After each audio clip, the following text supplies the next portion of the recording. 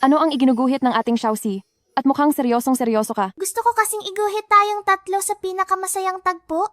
Iguguhit ko to sa papel para sa ganoong paraan ay hindi na tayo kailanman maghihiwalay.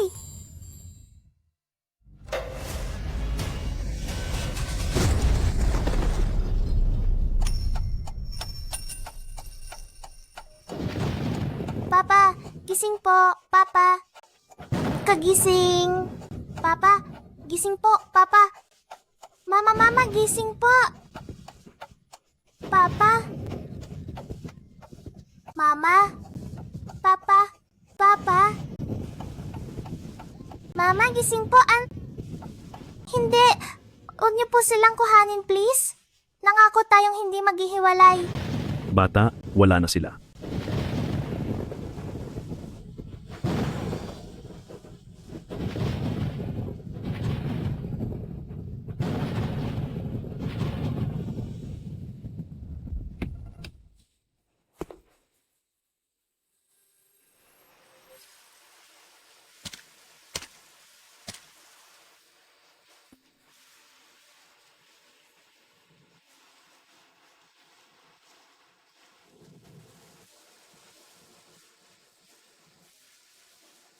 Hindi na natin maibabalik ang nakaraan? At sigurado akong gusto rin nilang maging maayos ang buhay mo. Pero mula ngayon, isa na akong ulila. Mahaba pa ang tatahakin mong landas. Kung gusto mo, sasamahan kita sa paglakad.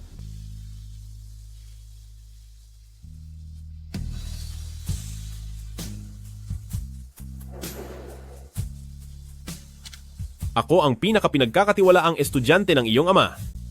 Sa susunod, maaari mo na akong tawaging uncle. Opo. Sige. Maayos ang planong ito? Ituloy niyo lang. Sige, Hulaan mo kung sino ako. siyempre. Ang paborito at malambing kong Xiaoxi. Sa loob ng 8 taon, ang uncle ay naging parang liwanag na nagbigay buhay sa aking mapag-isang mundo. Hindi ko alam kung kailan nagsimula. Ang liwanag na ito sa aking puso ay naging isang pag-ibig na maingat, pero lalong tumitindi sa bawat araw, ngunit hindi ko man lang maamin.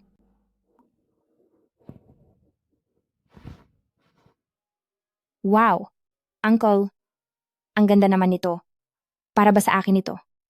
Tunay ngang napakaganda niyan.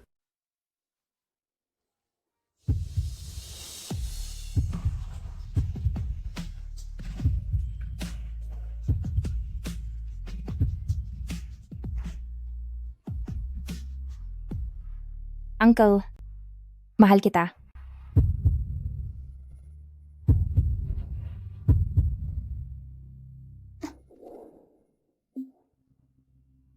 Ako ang iyong uncle, hindi ka dapat mag-isip ng ganyan. Pero wala naman tayong relasyon sa dugo. Kalokohan. Si Jianxi ay ampon ni Pamilyang Gu. Paano mo siya magagawang makasama? Kapag kumalat ito, mapapahiya ang pangalan ng Pamilyang Gu. Wala namang relasyon sa dugo ang aming pamilya at si Jianxi. Bakit hindi kami pwedeng magsama? Manahimik ka! Sabi ng hindi pwede, hindi talaga. Huwag mong kakalimutan na uncle ang tawag niya sa iyo. Ang Pamilyang Gu ay isang tanyag na pamilya. Hindi ko papayagang may masabing masama ang ibang tao. Hindi pa rin pwede.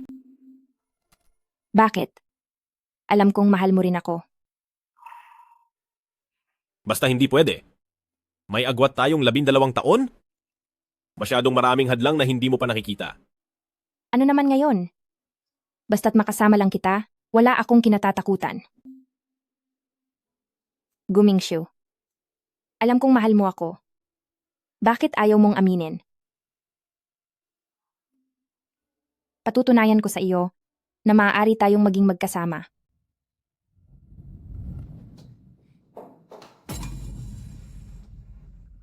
Sa amin ni Jianxi, sino ang pipiliin mo? Siyempre, ikaw ang pipiliin ko.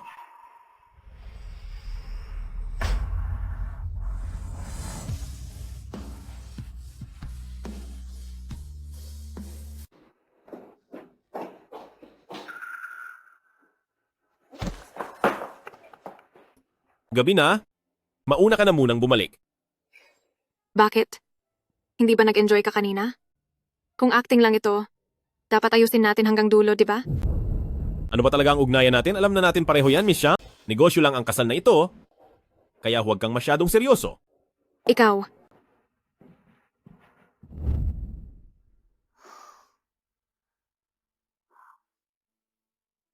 Simula ngayon, nang wala ang pahintulot ko, huwag kang basta-basta papasok sa kwarto ko.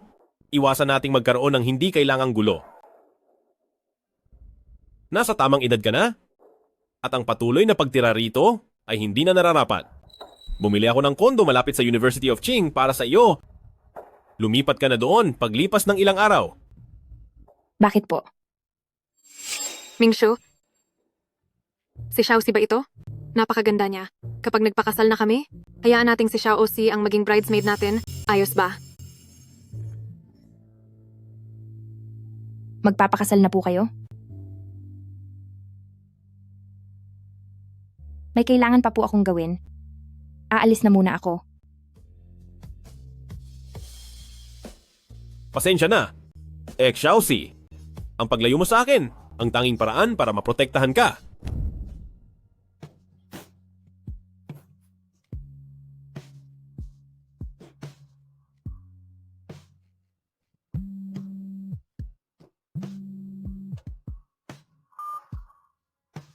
Jianxi, tungkol sa pagpunta sa ibang bansa.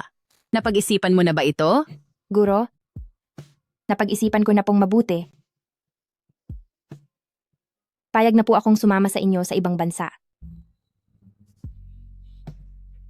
Uncle, pagkalipas ng 2 buwan, mangyayari ang gusto mo, hindi ko na kayo kailanman guguluhin.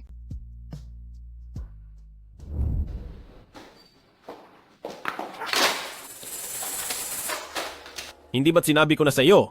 Magsabi ka kung hindi ka kakain ng almusal. Hinihintay ka ng lahat.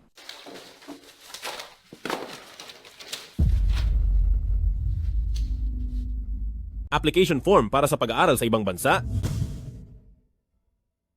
Aalis ka ng bansa? Oo. Ginawa ko lang ito para kay Makey. Pinatulong niya lang akong maghanap. Talaga? Gising ka na pala, Xiaoxi. Nagpaluto talaga ako ng mga paborito ng tito mo. Tara at tikman natin.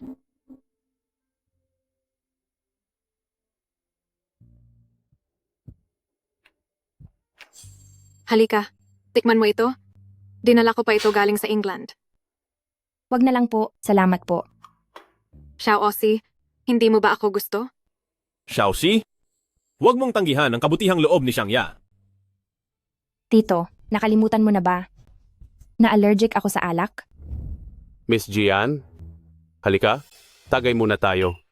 President Wang?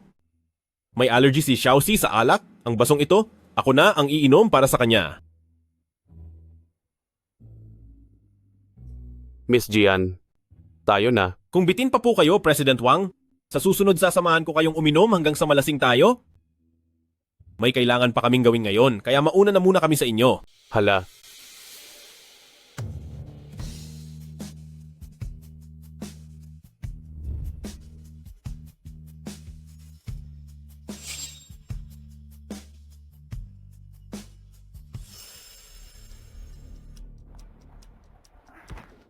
Nabalitaan ko na, may bagong bukas na. Malaking amusement park malapit dito.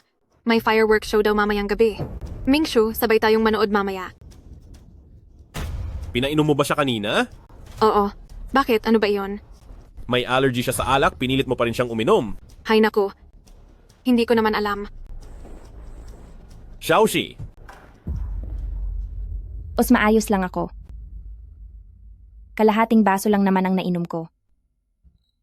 Pumunta na kayo at maglibang. Huwag niyo na akong intindihin. Hay naku. Sinabi na nga niyang maayos lang siya. Malaki na siya, kaya na niyang alagaan ang sarili niya. Dapat ka ring lumayo sa gulo. Huwag kang mag-alala. Nandyan naman ang tagapangalaga. Tara na. Baka mamaya matapos na ang fireworks show.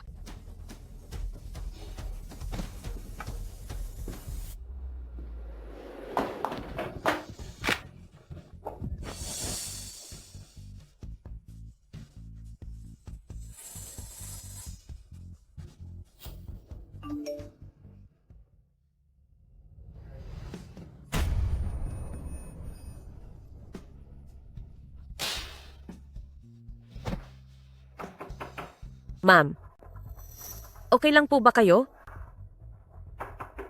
Buksan niyo po ang pinto. Ma'am? Ma'am? Anong nangyayari? Simula noong hapunan kanina, hindi pa po lumalabas si ma'am. Ayaw niya pong buksan ang pinto kahit tinatawag ko siya. Xiaoxi? Xiaoxi, buksan mo ang pinto, Xiaoxi! Xiaoxi!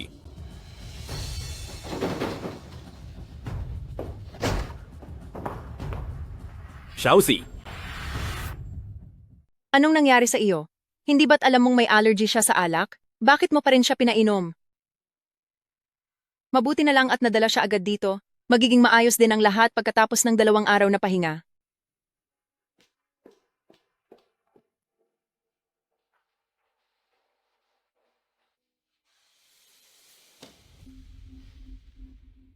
Ang iginagalang na presidente ng Gu Group dahil lang sa isang babae ay naging ganito kawawa.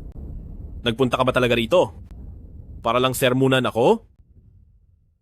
2 araw mula ngayon sa party ng kumpanya, i-anunsyo ko ang petsa ng kasal niyo ni Xiangya. Alam mo na ang dapat mong gawin, di ba? Oo nga pala. Paalala lang sa'yo, mula ngayon, lumayo ka muna kay Jianxi para hindi magkaroon ng maling akala si Miss Xiang.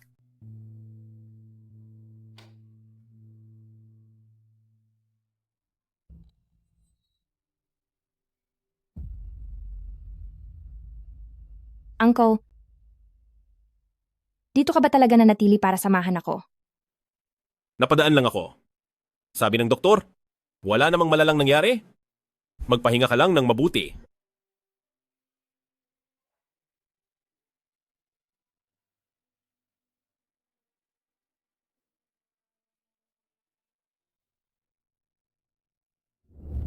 Xiaoxi, congratulations dahil natanggap ka sa isang sikat na international university. Ayos na ba ang mga papeles mo para sa pag-aaral sa abroad? Aalis ka para mag-aral sa ibang bansa? Hindi ako. Si Makey ang aalis ng bansa. Importante ang pag-aaral. Pero alam nyo, habang bata pa ang isang babae, dapat sa kanyang tabi ay mayroong isang tao na marunong magpahalaga at mag-alaga sa kanya. Ito ang paraan para maging buo ang buhay. Halika rito. Siya ang pinsan ko, si Jiang Qingjae. Kararating lang niya galing sa pag-aaral sa abroad. Magkasing edad lang kayo, sigurado ako na marami kayong mapag-uusapan. Kumusta po, Miss Gia?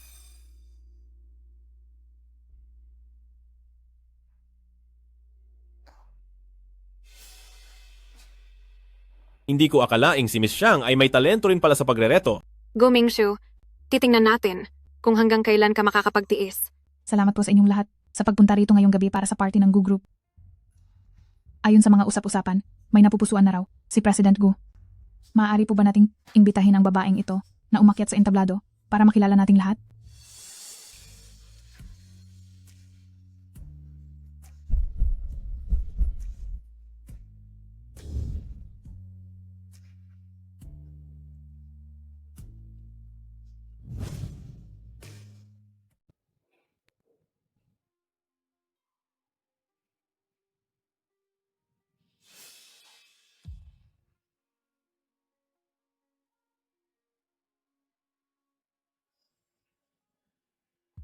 Ang makatagpo si Mingshu ay ang pinakamalaking kaligayahan sa buhay ko. Simula ngayon, magtutulungan na tayo at magiging pinakamatatag akong suporta para sa karera ni Mingshu. Maraming salamat sa inyong lahat.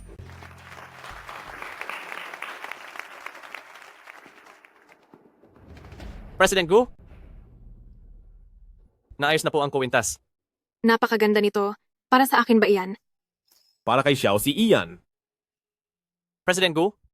Sabi po ng chairman, narito na ang President Jiang ng Shengxi Jiahua at gusto niya pong asikasuhin niyo muna sila. Sige na, pumunta ka na. Ako na ang magbibigay nito sa kanya mamaya.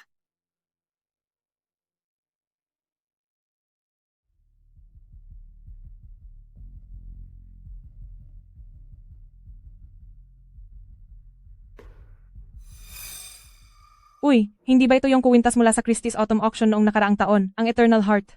Hindi ko akalain. Nagumasto si President Guno ng 300 milyong dolyar. Mapangiti lang si Miss Xiang. Talagang nakakaingit siya. Miss Xiang, napakaswerte niyo po talaga.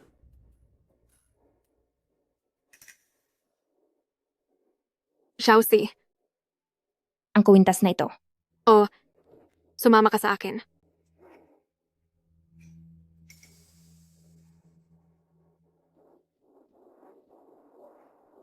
Sabi ng tito mo, naayos na ito, kaya pinapabigay niya sa iyo. Heto, itago mo na itong mabuti.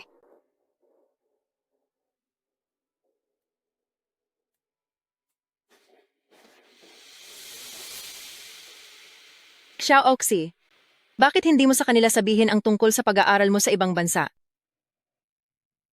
Nawawala ang kuwintas ko. May problema? Nawawala ang kwintas ni Miss Xiangya. Hindi ito maaari. Sa pagtitipong ito ng pamilyang Gu. Bakit may nangyaring pagnanakaw? Uncle Gu, baka po ang kuwintas na iyon ay aksidente ko lang pong naiwala. Ang kuwintas. Huwag mong sabihin. Xiaoxi, ano yung nasa loob ng bag mo? Ilabas mo iyan.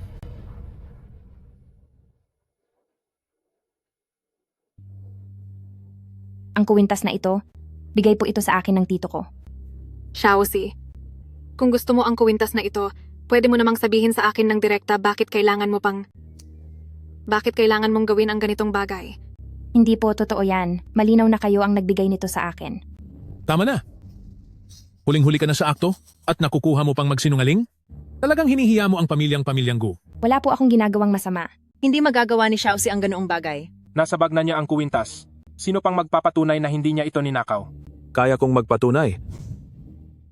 Kaya kong patunayan, nasa tingin ko, ang isang tulad ni Miss Jian na napakaganda ay hinding-hindi magsisinungaling. Sabi ni Xiaoxi, binigay ito ni Gu Mingxu sa kanya. Maaari niyo namang itanong kay President Gu para makasiguro. Hala, hayaan na lang natin. Siguro ay nagkamali lang ako ng akala. Hay, ang kuwintas na ito ay baka talagang ang ibinigay ni Mingxu kay Xiaoxi. Pinalaki ko lang siguro ang maliit na bagay. Napakabait talaga ng anak ng mga pamilyang Xiang. Nakita nating lahat kanina na ang kuwintas na iyon ay galing kay President Gu para sa kanya. Iba talaga ang class ng isang anak mayaman, hindi katulad ng kung sinong ampon lang na masama ang ugali. Balita ko ay para makapasok siya sa pamilyang Gu at masiyahan sa karangyaan, ay nagawa pa niyang magtapat sa sarili niyang tiyuhin. Napakasuka-suka. Siguradong ninakaw lang niya ang kuwintas na iyan. Hindi po, ibinigay po ito ng tiyuhin ko sa akin. Tumahimik ka. Isa ka lang ampon sa pamilyang Gu. Paano ka naman niya bibigyan ng ganoong kamahal na kuwintas? Humingi ka ng tawad kay Xiaoya. Wala akong ginawang mali. Bakit ako hihingi ng tawad? Walang hiyang bata. Sumasagot ka pa? Uncle Gu, bata pa si Xiaoxi at wala pang muwang. Huwag mo na itong damdamin. Xiaoxi, huwag ka nang gumawa ng gulo. Humingi ka na ng tawad at matatapos din ito. Kung hindi, ang pamilyang Gu at Mingxu dito sa buong lungsod ng Jiang ay hinding-hindi na makakaharap sa kahihiyan.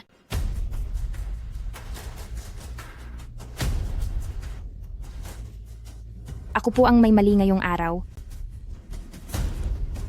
Naistorbo ko po ang piging ninyong lahat at humihingi po ako ng paumanhin.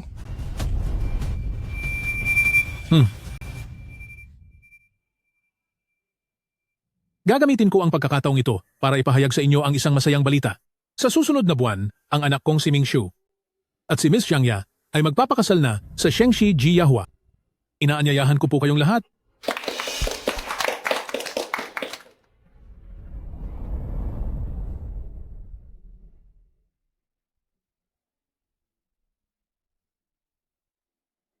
Xiaoxi? Anong nangyayari sa iyo? Ayos lang ako. Ikaw, Sa wakas at narito ka na Mingxu, hinihintay ka na namin. Tayo na. Halika na.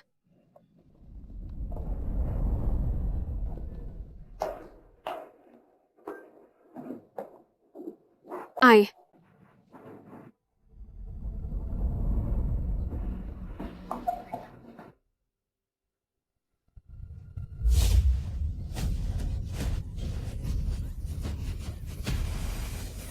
Bitawan mo ako.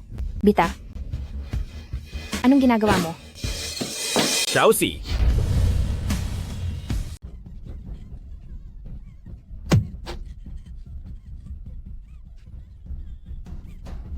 Hayop ka!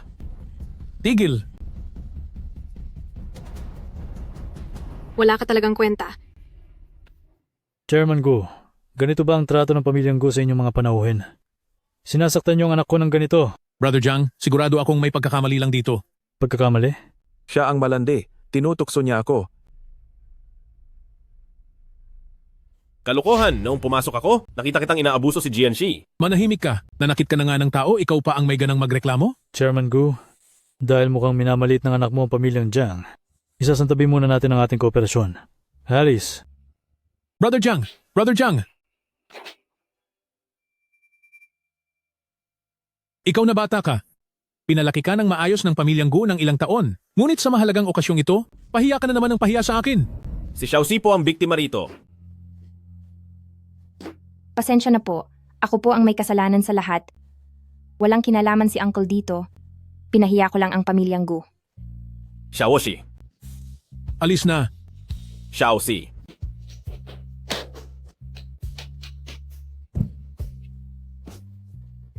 Xiaoxi.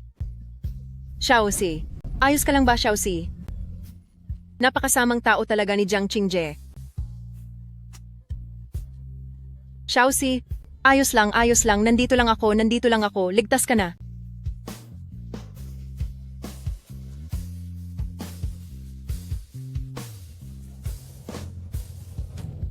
Uncle, mahal kita. Walang hiya. Ang pakikipag-ugnayan sa pamilyang Xiang, ang tanging paraan natin? Balak mo bang sirain ang pamilyang Gu dahil lang sa isang ampon na babae? Pasensya na po. Kasalanan ko po ang nangyari ngayon. Walang kinalaman si Uncle dito. Pinahiya ko ang pamilyang Gu. Pasensya na, Xiaoxi. Hindi kita nagawang protektahan. Patawad?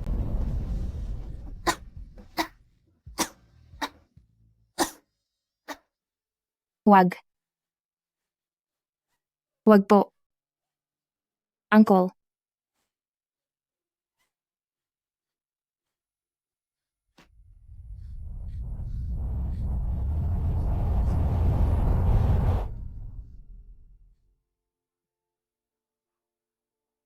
Uncle. Panaginip lang ba ito?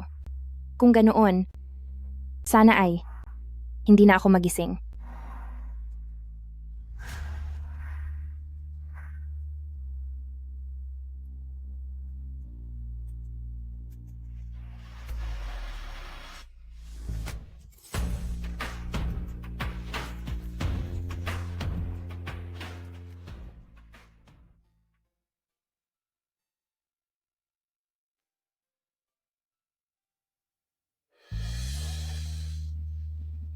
Bakit ako nandito sa kwarto ni Xiaoxi?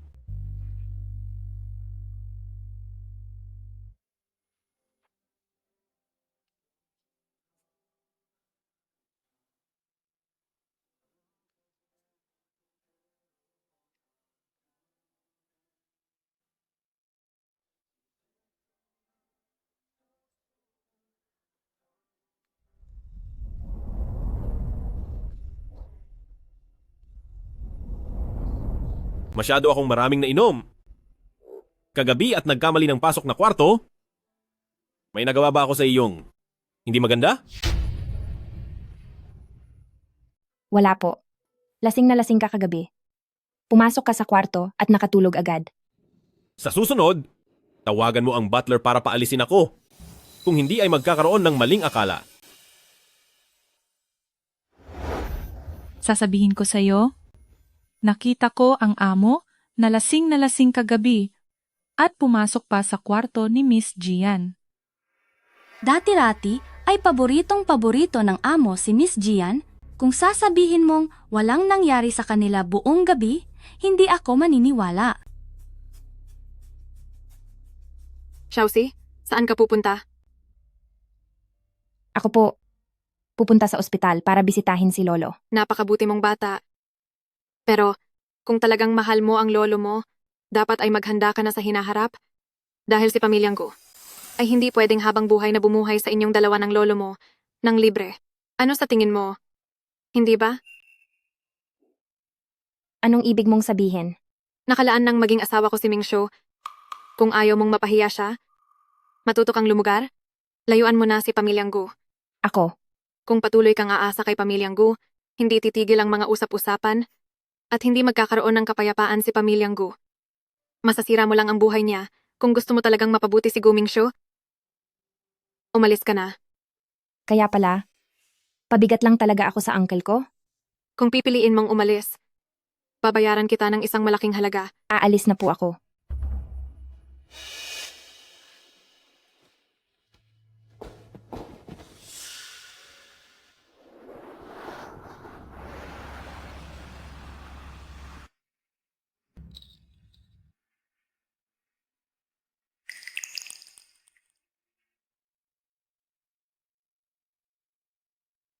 Lolo. Mukhang nagkamali nga po ako. Mukhang hindi ko dapat siya minahal. Sabi nilang lahat.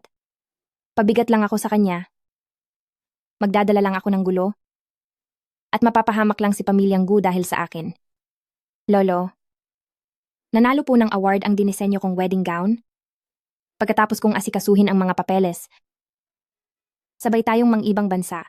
Ayos lang po ba? Lolo, pumapayag ka na po ba? Pero, napakahirap para sa akin na iwan siya. Dahil siya ang nagligtas sa buhay ko.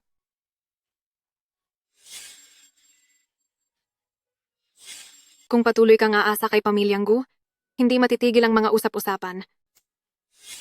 Akala ko, dahil wala kaming relasyon sa dugo, ay pwede na kaming magsama habang buhay. Pero para sa ibang tao, isa lang itong malaking katatawanan. Lolo, wag po kayong mag-alala. Malaki na po ako. Kaya ko na pong alagaan ang sarili ko. Pati na rin po kayo.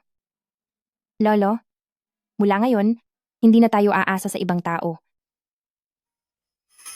Lolo, Uncle, salamat po sa 10 taong pag-aalaga niyo sa akin. Dahil ang presensya ko ay nagbibigay lang sa inyo ng gulo at pasakit, ay handa ko ng talikuran ang pagmamahal ko sa inyo. Sana sa pag-alis ko, ay mahanap niyo ang tunay na kaligayahan.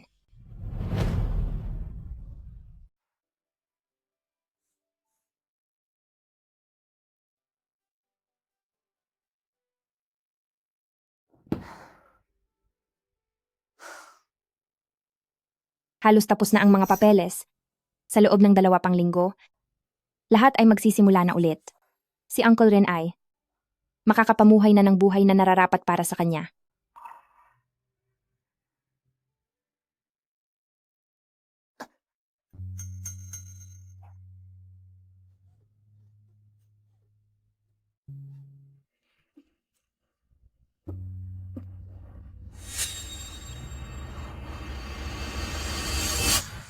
Miss Jian, buntis po kayo. Tsaka, espesyal po ang inyong pangangatawan. Napakababa po ng tsansa ninyong magbuntis. Uncle, Ate Shangya, Bakit tila lutang ka habang naglalakad? Xiaoxi, anong ginagawa mo rito sa OBGYN? pumunta lang ako para sa routine check-up. May nararamdaman ka bang hindi maganda? Gusto mo bang patingin kita kay Makey? Wag na po, wag na. Hindi lang talaga maganda ang pakiramdam ko. Ako, kukunin ko muna ang gamot ko. Sa reaksyon niyang iyon, posible kayang buntis siya?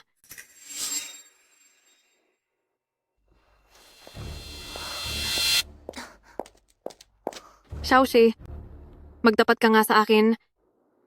Totoo bang buntis ka? Hindi. Hindi ako buntis.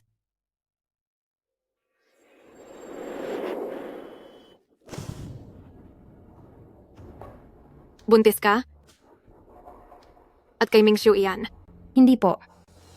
Kung ganoon, sasamahan kita bukas para alisin ang bata. Anak ko ito, pananagutan ko ito. Paano mo papanagutan? Kapag kumalat ang balitang nabuntis ka bago ang kasal, madadamay ang reputasyon ng buong pamilyang Gu. Huwag kayong mag-alala. Hindi ko hahayaang mapahiya ang pamilyang Gu. Kahit pa ang dinadala mo sa sinapupunan ay anak niya o hindi, hindi iyan maaaring manatili. Dahil ayaw mong makinig sa payo ko, huwag mo akong sisihin kung maging malupit ako. Mingxiu, matagal ko na itong pinag-iisipan. Sa tingin ko ay dapat mong malaman ang totoo. Diretsoy mo na ako?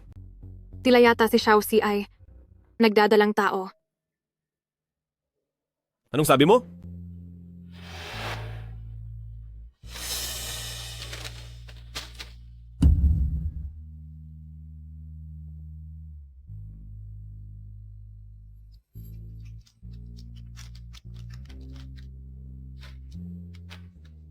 Huwag ka munang magalit. Nasa hustong gulang na naman si Xiaoxi. Alam mo naman ang mga kabataan ngayon. Naiintindihan naman kung hindi sila nakapagpigil. Andyan ka na pala, Xiaoxi. Kaninong anak yan?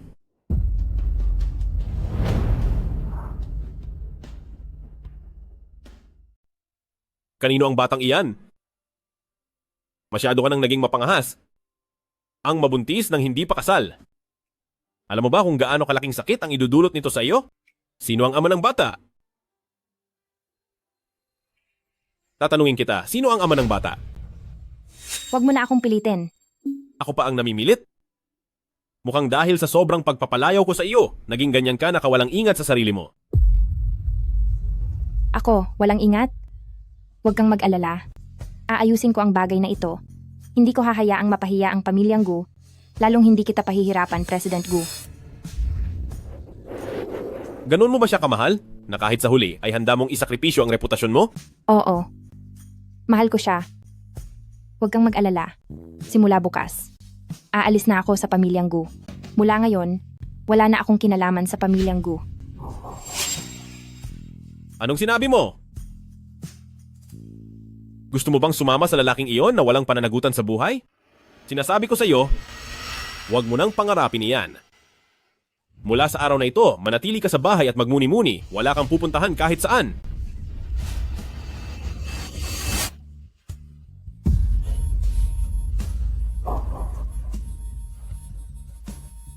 Xiaoxi.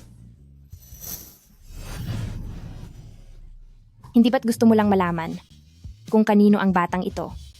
Ngayon, sasabihin ko na sa iyo. Sa'yo ang batang ito.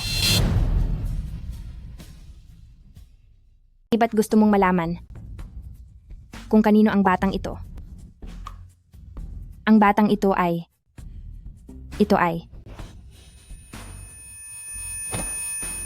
Xiaoxi. Bilis! Bilis! Tumawag kayo ng 911! Bilis! Xiaoxi.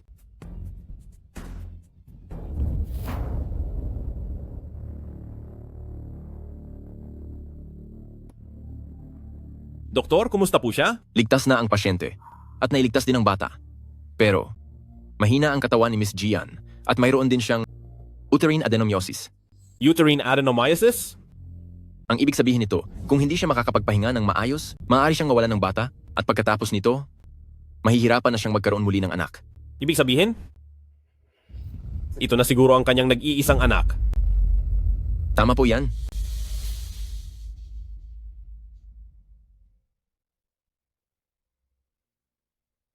Ano ang balita tungkol sa batang nasa loob ng tiyan? Ringi Jancy? Kinakausap kita, ikaw. Uncle Gu, huwag ka munang mag-alala. Tinanong na namin si Xiaoxi, ngunit wala siyang sinasabi. Antayin muna natin siyang magising bago tayo magtanong muli. Ang pangalan ng ating pamilyang Gu ay winasak ng walang hiyang babaeng ito. Sobra na siya. Base sa bilang ng panahon, posible kayang sa huling salo-salo? Sa kanila ni Jiang Qingje ang batang iyan? Ano?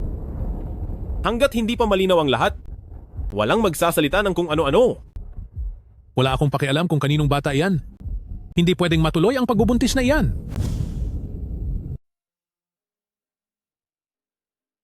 Ayusin na ang operasyon sa lalong madaling panahon upang maiwasan ang anumang aberya. Hindi pwede. Anong sinabi mo? Sabi ng doktor, espesyal ang pangangatawan ni Xiaoxi, maaaring ito na ang tanging anak niya. Naisip mo ba ang magiging kahinatnan kapag kumalat ang balitang ito? Pero naisip mo rin ba ang nararamdaman niya? Isa lamang siyang ampon ng pamilyang Gu. Sinabi ko na sa'yo, hindi ko papayagang sirain niya ang reputasyon ng pamilyang Gu. Uncle Gu, nag-aalala lang si Mingshu na mahirapan si Xiaoxi. Pwede tayong mag-isip ng paraang pabor sa lahat. Sige, magpaparaya ako. Pwedeng iwan ang bata, pero hindi niya dapat dungisan ang pangalan ng pamilyang Gu. Dahil kay Jiang Qingje ang batang iyan, ayusin niyo na agad ang kasal nila. Masamang tao ang Jiang Qingje na iyon. Ipinapahamak niyo lang siya. Nagbigay na ako ng pagkakataon, huwag mo na itong sagarin. Wala siyang disiplina sa sarili, kaya wala siyang karapatang magreklamo. Sa totoo lang, mayroon akong naiisip na paraan. Dati pa man ay sinasabi ni Xiaoxi na gusto na niyang bumukod ng tirahan, di ba? Kung ituturing natin sa harap ng publiko na wala na siyang kinalaman sa pamilyang Gu, hindi ba? Ito ang pinakamainam na solusyon. Sa paraang ito, Mapoprotektahan ang pangalan ng pamilyang Gu, habang ang bata naman ay mananatili. Yun nga lang, kailangan na niyang umasa sa sarili niya simula ngayon. Pwede na ang sinabi ni Xiangya. Sige, iyan ang ating gagawin. Ngayon, wala ka na sigurong tutol, di ba?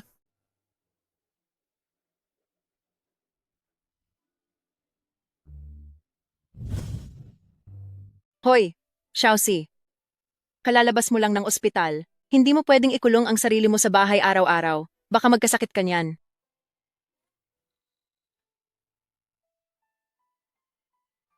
Uy, balita ko. Mayroong internasyonal na bridal gown exhibit sa malapit. Napakaganda raw doon. At may isang obra doon na sobrang katulad nung gown na nanalo ng award noon. Gusto mo bang makita? Sige na. Samahan mo na ako. Nakikiusap ako sa iyo. Uy, tingnan mo. Ang ganda naman nito. Pero, hindi pa rin ito kasing galing ng mga disenyo mo. Hala, Xiaoxi. Iyon. Hindi ba iyon ang disenyong wish mo? Eksaktong magkatulad sila. Bigyan po natin ng isang masigabong palakpakan ang sikat na wedding dress designer na si Binibining Xiangya para ipakilala sa atin ang kanyang obrang pinangalanang Dreamstar. Akyatin natin ang entablado, Binibining Xiangya.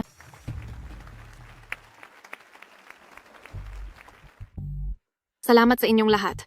Ang inspirasyon sa likod ng Dreamstar ay nagmula sa pinakamahalagang tao sa buhay ko. Naglalaman ito ng aking matinding pananabik para sa sarili kong kasal. Nagsisinungaling ka. Malinaw na obra ito ni GNC. Ninakaw mo ang disenyo niya. Hindi ba ito yung ampon ng mga pamilyang Gu na nangyari sa tito niya? Palagay ko naiinggit lang siya kay Binibining Xiangya dahil pakakasalan nito si President Gu, kaya nanggugulo siya rito. Napakasama ng ugali niya.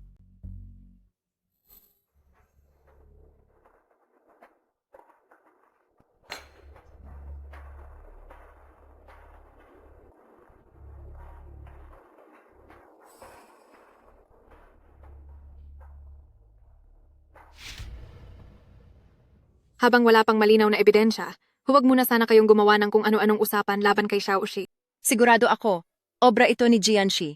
Lalabas din ang katotohanan. Miss Jian, kumakalat ang balitang magulo ang relasyon mo sa mga pamilyang Gu? Ito ba ay dahil sa pansariling galit kaya sinisiraan mo si Binibining Xiangya? Miss Jian, ano ang ebidensya niyo para akusahan si Binibining Xiangya ng pangungopya? Kaya ko yung patunayan. Kaya kong patunayan yan.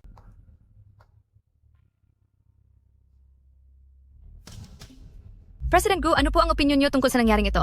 Ang wedding gown na ito ay tunay na galing sa... Teka lang.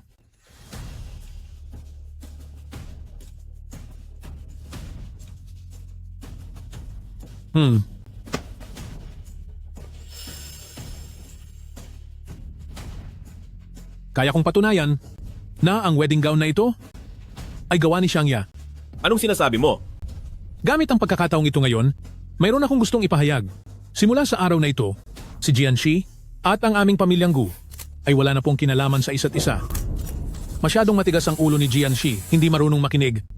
At maraming beses nang sinisira ang reputasyon ng pamilyang Gu. Kaya naman, napilitan akong gawin ang desisyong ito. Napag-usapan na natin ito dati, nalalayuan mo na siya kapag magaling na siya.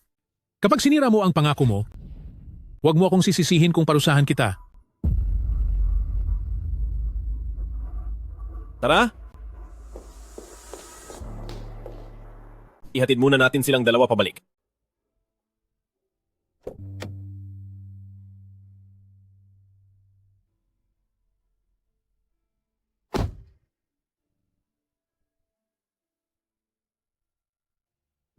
Kaya pala, lahat ba ng ito ay plano mo? Hindi ka dapat nahulog sa kanya. Sinabi ko namang aalis na ako. Pero bakit pati ang kaisa-isa kong pangarap, ang pagdidisenyo ng mga wedding gown, ay kailangan mo pang sirain?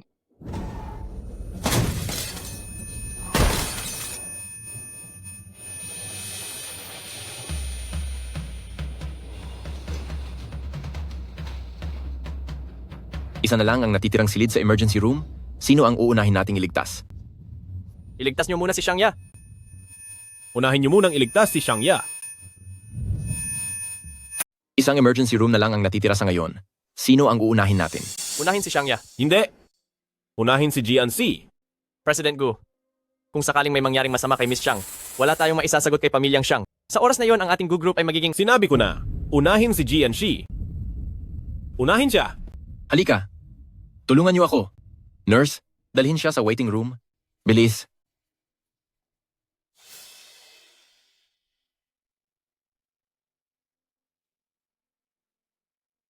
Doc, kumusta po siya? Ligtas na siya sa panganib, pero ang bata, nawala na.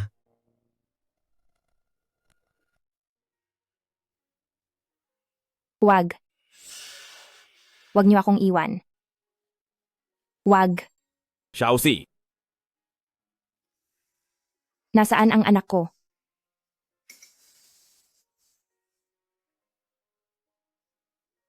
Hindi maaari. Doktor, kailangan kong makausap ang doktor.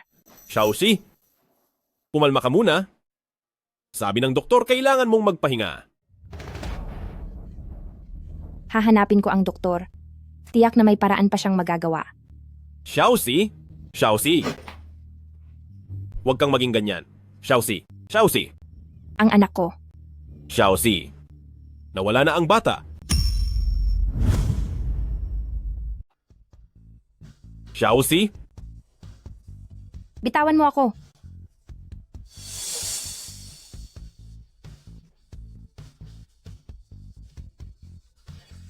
iligtas niyo muna si Xiangya. Bakit siya ang pinili mo? Bakit hindi ako ang pinili mo? Ikaw mismo ang dahilan kung bakit nawala ang anak ko. Ikaw mismo ang dahilan kung bakit nawala ang anak ko. Ikaw ang may sala sa lahat. Xiaoxi, hindi ko ginawa yon. Ikaw ang unang iniligtas ko. Umalis ka rito. Lumayas ka. Ayoko na kailanman na makita ka.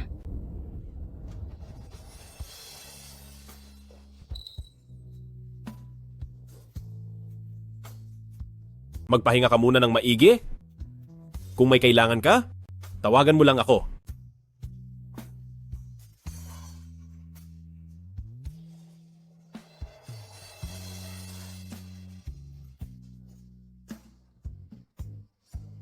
Yung babaeng kakaalis lang ng emergency room ay tumalon. Balita ko, nung nalaman niyang nawala ang bata, nawalan siya ng pag-asang mabuhay.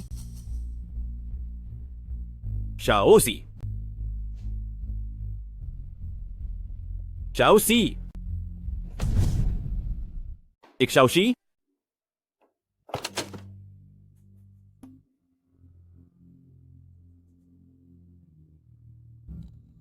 Xiaoxi?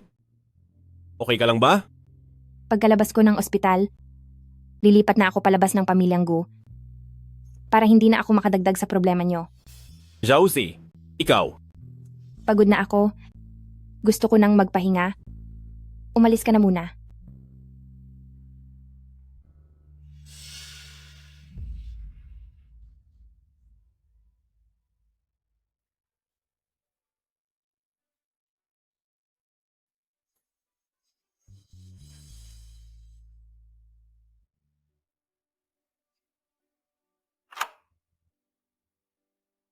Sa ginagawa ko bang ito? Totoo ko ba siyang pinoprotektahan? Si Jianxi, ang mahal ko? Kaya hindi ako papayag sa kasal kay Xiangya. Wala kang kwenta. Naputol ang pondo ng Gu Group. Malapit na tayong malugi. Ang pakikipag-alyansa sa pamilyang Xiang ang tanging paraan. Gagawin mo ba talaga? Sisirain mo ba ang pamilyang Gu dahil lang sa anisang ampun na kinuha lang natin? Ako ang bahala sa problema ng kumpanya. Pero hindi ako magpapakasal kay Xiangya. Kung talagang kaya mong ayusin iyan, hindi ko na sana kinailangang gumalaw. Noong 8 taon na ang nakakalipas para gumawa ng aksidente sa daan at tapusin ang mga magulang ni Jianxi. Anong sinabi mo?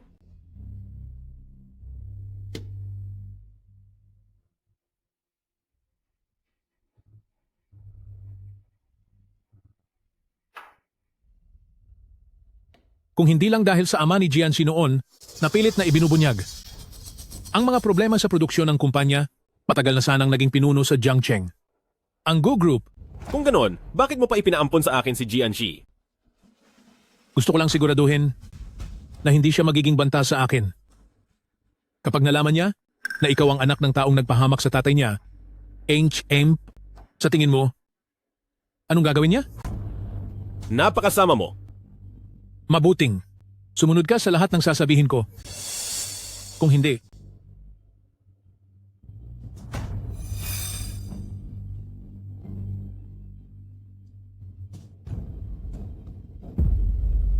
ganito rin ang mangyayari kay Jianxi. Kapag nakikita ko siyang ganyan, sobra akong nasasaktan? Ano ba ang dapat kong gawin? Kung hindi mo pa rin siya kayang iwan, palaalisin ko na siya ng tuluyan.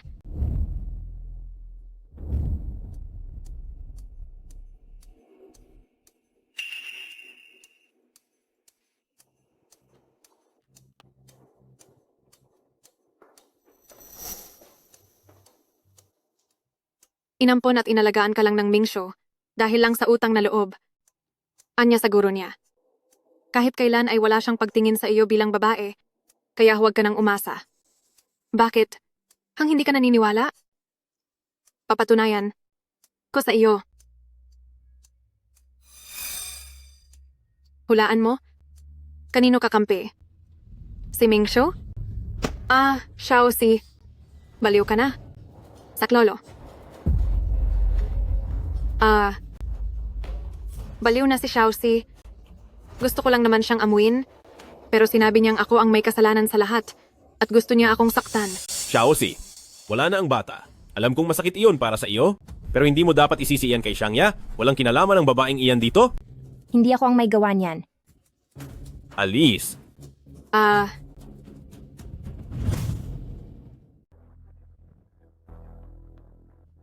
President Gu, kakatawag lang ng nursing home. Ang sabi po nila, ang lolo ni Miss Jian ay baka mawala na anumang oras. Ang tungkol po rito, dapat po ba nating sabihin sa kanya? Huwag muna nating sabihin sa kanya. Sa dami ng masasamang balitang dumating, natatakot akong baka gumawa siya ng hindi maganda sa sarili niya. Humanap ka ng pinakamahuhusay na doktor? Kahit magkano pa ang abutin, kailangang mailigtas ang buhay ni Grandpa Jian. Pero paano po kung... Walang paano-paano. Sa kalagayan niya ngayon, hindi na niya kakayanin ang isa pang trahedya. Sige na, gawin mo na. Sige po, President Gu.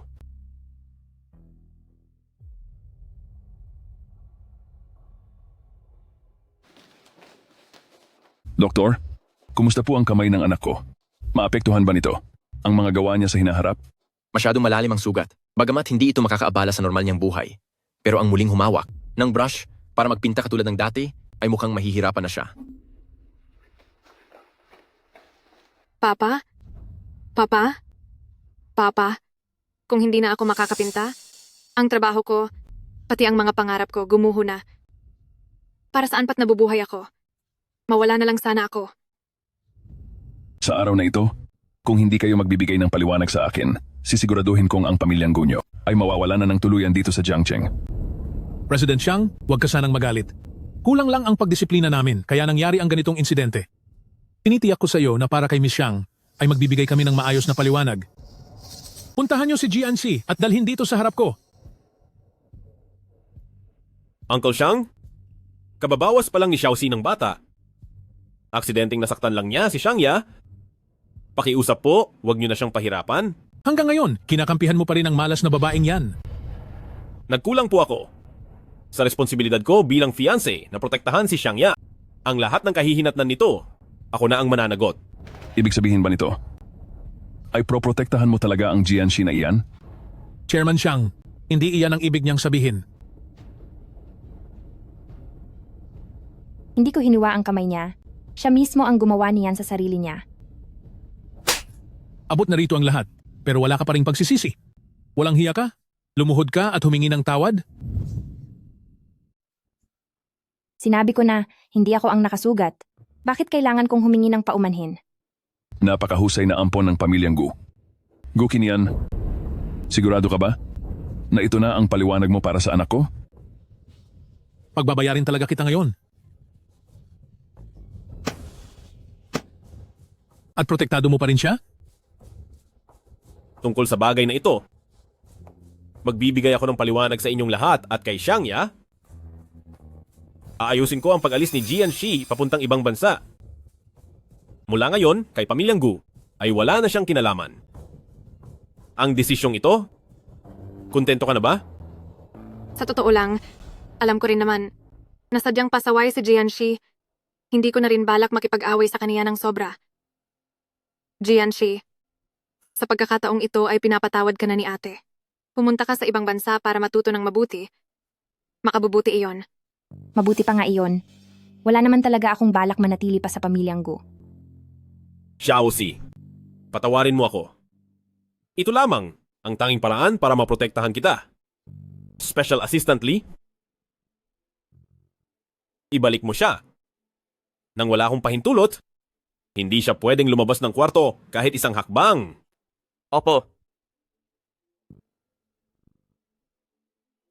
Nagtiis ka ng hirap.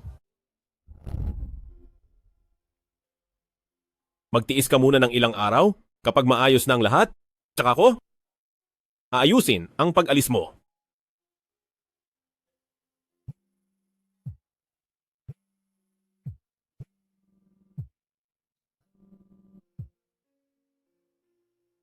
Ikaw ba si Jianxi?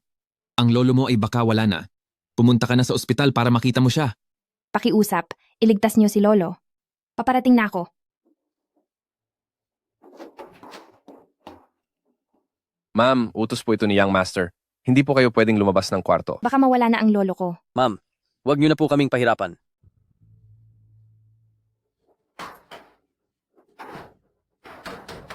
Buksan ang pinto. Buksan niyo ang pinto.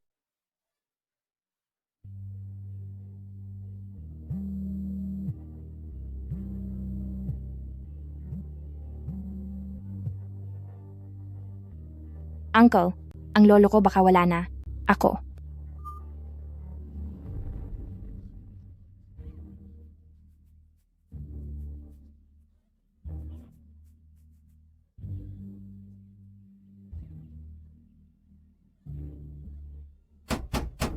Buksan ang pinto. Buksan nyo. Anong nangyayari? Buksan ang pinto. Special Assistant Lee, baka mawala na ang lolo ko. Baka mawala na siya. Pakiusap, palabasin mo ako. Halika na. Tabi. Ako ang mananagot kapag may nangyari.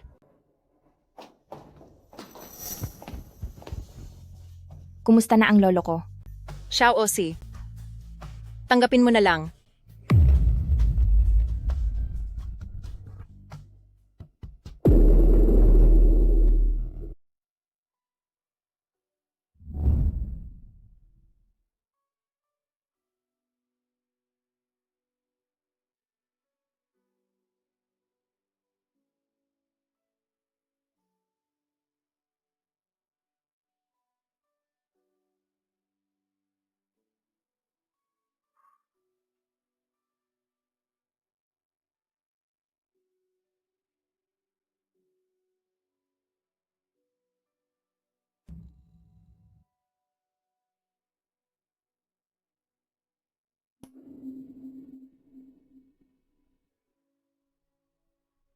Patawad.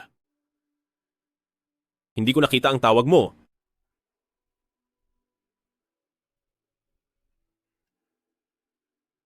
Xiaoxi? Wala na si Lolo at hindi na natin siya maibabalik? At naniniwala akong gabay mo siya sa langit? Siguradong ayaw niyang makitang nagkakaganyan ka.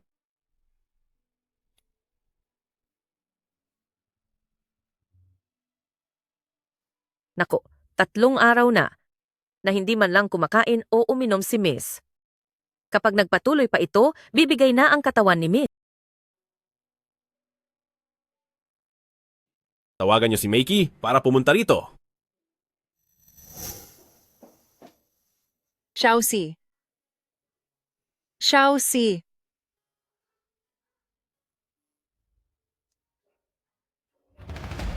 Xiaoxi.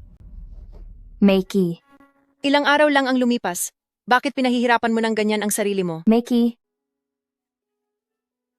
Wala na si Lolo. Iniwan na niya ako. Huwag kang mag-alala, Xiaoxi. Nandito pa ako. Hindi kita iiwan.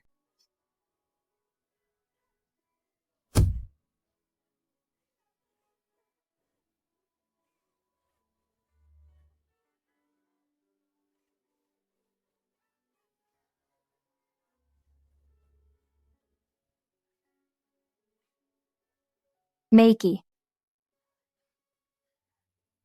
Maaari mo ba?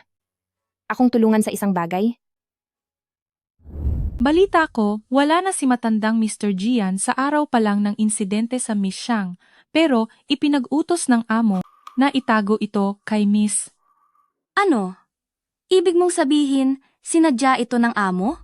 Bakit naman? Masyadong nakadikit si Miss Gian sa amo, pero sa huli, isa lang naman siyang ulila na walang may gusto. Paano siya maikukumpara sa Miss Xiang? Hinala ko, ginamit ito ng amo na pagkakataon para mapaalis si Miss Gian. Sa madaling salita, kailanman ay hindi pala ako ang pinili. Ano ang gusto mong gawin ko? Tulungan mo akong makatakas dito. Kailangan kong mag-out of town ng isang araw at sinabihan ko si Meiki na samahan ka rito. Kung may kailangan ka, kontakin mo muna si Special Assistant Lee.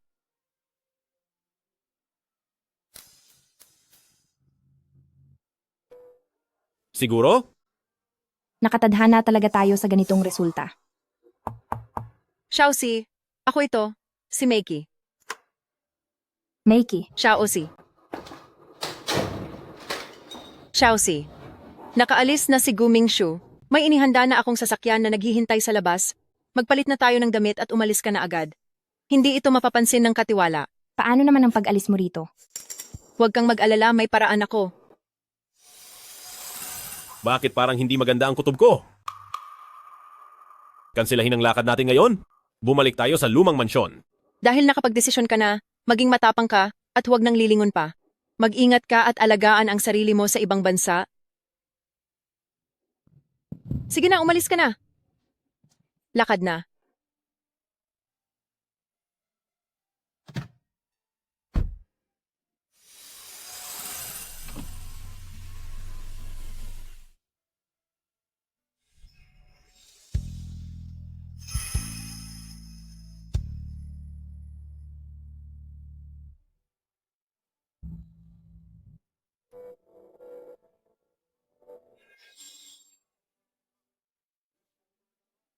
Manong, tara na, magmaneho ka na.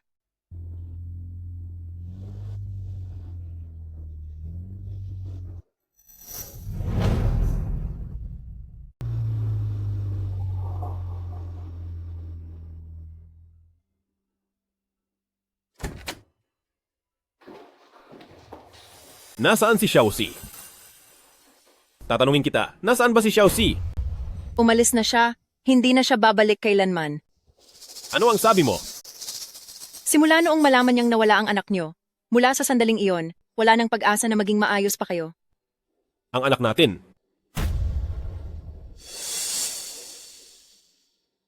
Anong ibig mong sabihin? Sinasabi mo ba na ang dinadala sa loob ni Xiaoxi ay anak namin? Talaga bang wala kang alam o nagmamaang-maangan ka lang? Isiping mabuti, ang ginawa mo noong gabing iyon.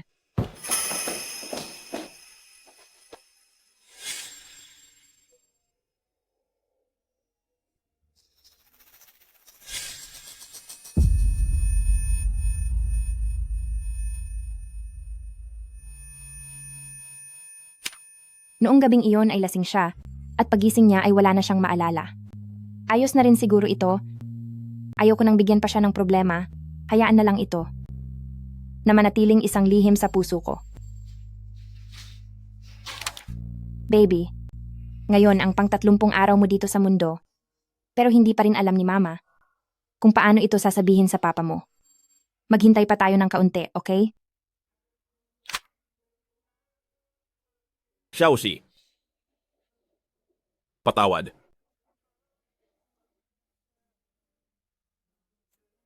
Ang subscriber na tinatawagan nyo ay kasalukuyang hindi maabot.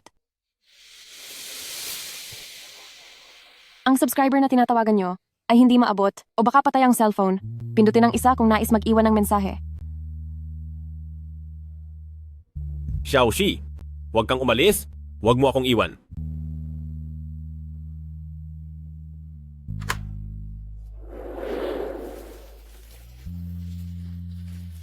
Xiaoxi, alam ko na ang lahat. Kasalanan ko ang lahat. Huwag kang umalis, maaari ba? Xiaoxi. Mahal kita? Mahal kita?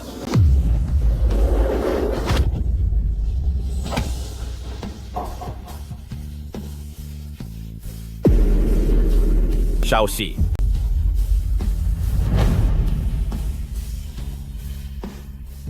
Xiaoxi, kamusta na siya?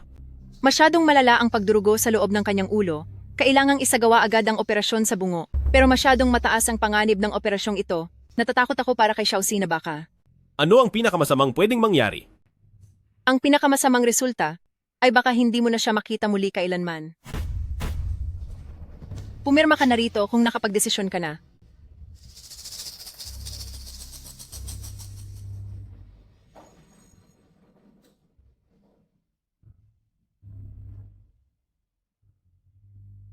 Nagmamakaawa ako sa iyo. Kailangang maligtas siya. Hindi ko kayang mawala siya.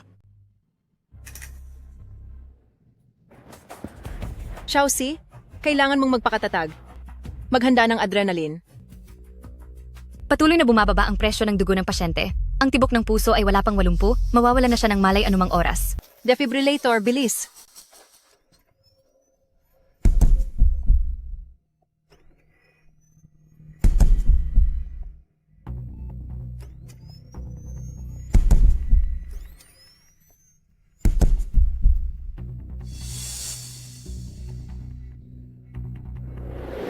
Xiaoxi, sabihin mo sa akin. Pagod na ako. Hindi ko na kaya ito. Kung may susunod man na buhay, sana ay hindi ko na lang siya nakilala kailanman. Xiaoxi, Xiaoxi.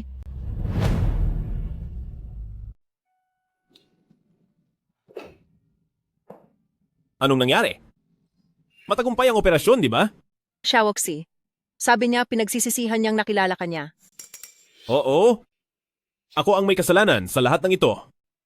Naging masyado akong duwag. At hindi ko kayang harapin ang nararamdaman ni Xiaoxi para sa akin. Pero lahat ng iyon ay dahil masyado akong nag-aalala sa kanya, natatakot akong mawala siya, kaya... Kaya ba minahalmal mo siya ng ganito? Binaliwala siya? At sinaktan siya?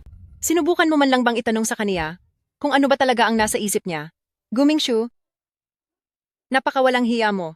Ikaw ang sumira sa buhay niya. Oo. Ako na ang may kasalanan sa lahat. Ibibigay ko ang lahat para makabawi kay Xiaoxi. Basta magkasama kaming dalawa, wala na akong ibang pakialam. Mula ngayon, Gumingshu, huli na ang lahat. Hinding-hindi mo na siya makikita muli. Dahil wala na si Xiaoxi. Hindi. Hindi maaari. Hindi mawawala si Xiaoxi? Ayaw niya lang sigurong makita ako, kaya inutusan kanyang magsinungaling sa akin. Sige lang. Makakapaghintay ako. Hihintayin kong mawala ang galit niya. Gumingshu, wala na si Xiaoxi. Tanggapin mo na ang katotohanan. Ito ang iniwan sa akin ni Xiaoxi bago siya nawala para ibigay sa iyo. Ang sabi niya, kung magkakaroon man siya ng kabilang buhay, hindi ka na niya gustong makitang muli.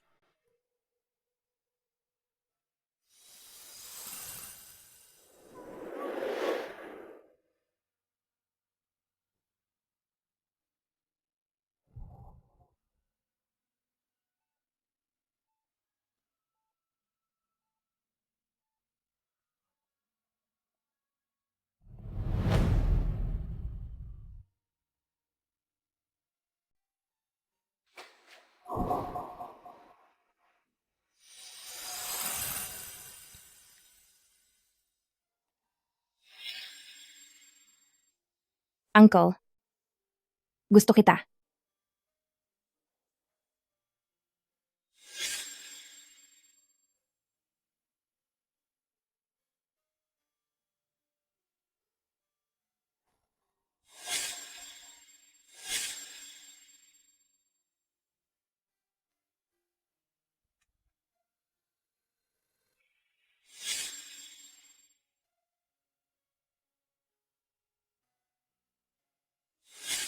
Hindi ba sinabi ko sa iyong huwag uminom ng marami?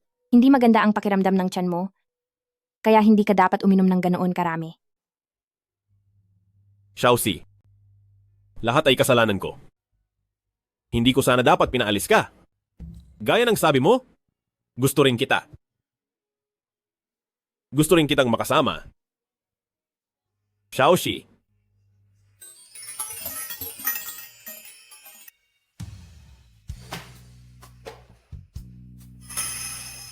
Xiaoxi.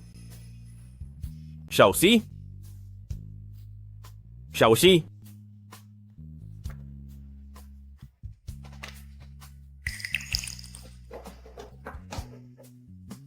Mingshu, wala na siya. Kailangang tanggapin ang katotohanan. Nandito pa naman ako. Hindi kita iiwanan kailanman. Xiaoxi.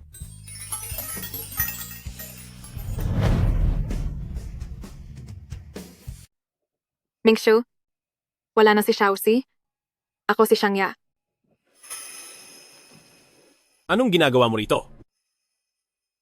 Nag-aalala kasi ako sa iyo.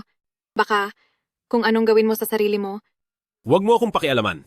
umalis na si Xiaoxi, kaya huwag mo nang pahirapan ang sarili mo ng ganyan. Sigurado akong hindi niya rin gustong makita kang nasa ganitong kalagayan. Alam kong galit siya sa akin. Kaya kahit sa huling sandali, ayaw niya akong makita.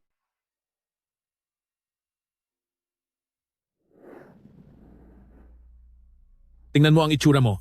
Isa kang basurang walang silbi. Sinasabi ko sa iyo, itutuloy ang kasal mo kay Xiangya at kung susubukan mong sirain ang ating plano dahil lang sa isang taong wala na, hindi ko ito palalagpasin. Kung hindi dahil sa iyo, hindi sana mawawala si Xiaoxi. Lahat ng ito ay kasalanan mo. Ang nangyari sa kanya? Bakit mo isisisi sa akin? Iyon ang naging kapalaran niya. Na, pinagbayad mo ang mga magulang niya?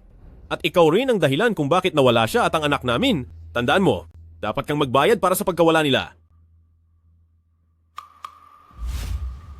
Huwag kang basta-bastang magsalita, lalo na kung wala kang ebidensya.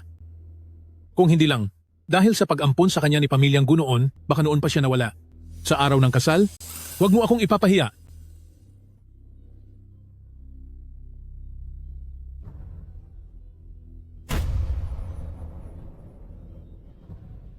Xiaoxi, bibigyan kita ng katarungan.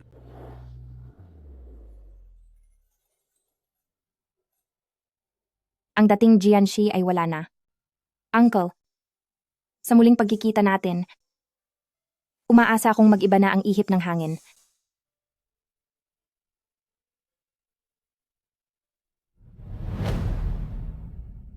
Mingshu, mananatili ako sa tabi mo. Kahit anong mangyari, hinding-hindi kita iiwan. Bakit? Si Jianxi ay isa lamang ampong umaasa sa iba. Samantalang ako ang panganay na anak ng mga pamilyang Xiang, mayaman kami, maganda ang katawan ko, pati na rin ang mukha ko. Saan ako nagkulang kumpara sa kanya? Kailanman ay hindi mo siya mapapantayan. Wala na si Xiaoxi? Tungkol naman sa kasunduan sa kasal, itigil na natin ito rito. Gu Mingshu, sa tingin mo ba ganoon kadali bawiin ang kasal? Pag-isipan mong mabuti. Gu Mingshu, ang pagbawi sa kasal ay nangangahulugang ang pamilyang Gu ay hindi makakakuha ng puhunan mula sa pamilyang Xiang. Sigurado ka na ba sa gagawin mo? Siguradong sigurado ako. Huwag mong kalimutan na ang kinabukasan ng Gu Group ay nasa kamay pa rin ng pamilyang Xiang. Gu Mingshu, gusto mo bang humantong sa parehong kinasapitan ni Jianxi? Para sa ikabubuti ng Gu Group, ang Gu Qinyan ay hindi hahayaang gawin mo iyan. Anong ibig mong sabihin? Anong ibig mong sabihin na? Humantong din ako sa parehong kinasapitan ni Jianxi? Wala lang. Ang ibig kong sabihin, alang-alang sa Gu Group, ang Uncle Gu ay hindi papayag na gawin mo iyan. May kinalaman ba ang nangyari kay Jianxi sa iyo?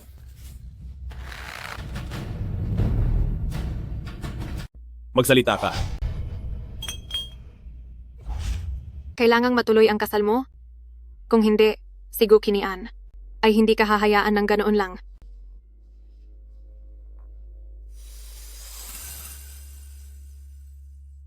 Hindi ka ba natatakot? Kapag nalaman niya ang katotohanan sa nangyari kay Jianxi, kana isuplong ka niya? May ebidensya ba siya? Basta't inutusan mo ang pinsan mong iyan, nalinisin ang lahat, ay walang magiging problema. Huwag kang mag-alala. Kabubura lang ni Jianxi sa mundong ito, normal lang na hindi pa nila ito matanggap. Bigyan mo lang siya ng kaunting oras at tinitiyak ko sa iyo na magiging maayos ang pagiging Madam Gu mo.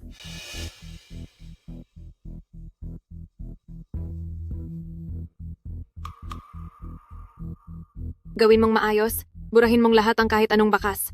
CCTV, mga kamera sa sasakyan, huwag kang mag-iiwan ng kahit anong ebidensya. Magtiwala ka sa akin. Pero, yung mga ipinangako mong kapalit? Ang 300 milyong dolyar na pondo sa proyekto, bukas na bukas din ay ililipat na sa account ng Jiang Group. Gawin mo na lang ang trabaho mo. At isara ang bibig mo. Naiintindihan po. Sana nga ay maging maayos ang lahat.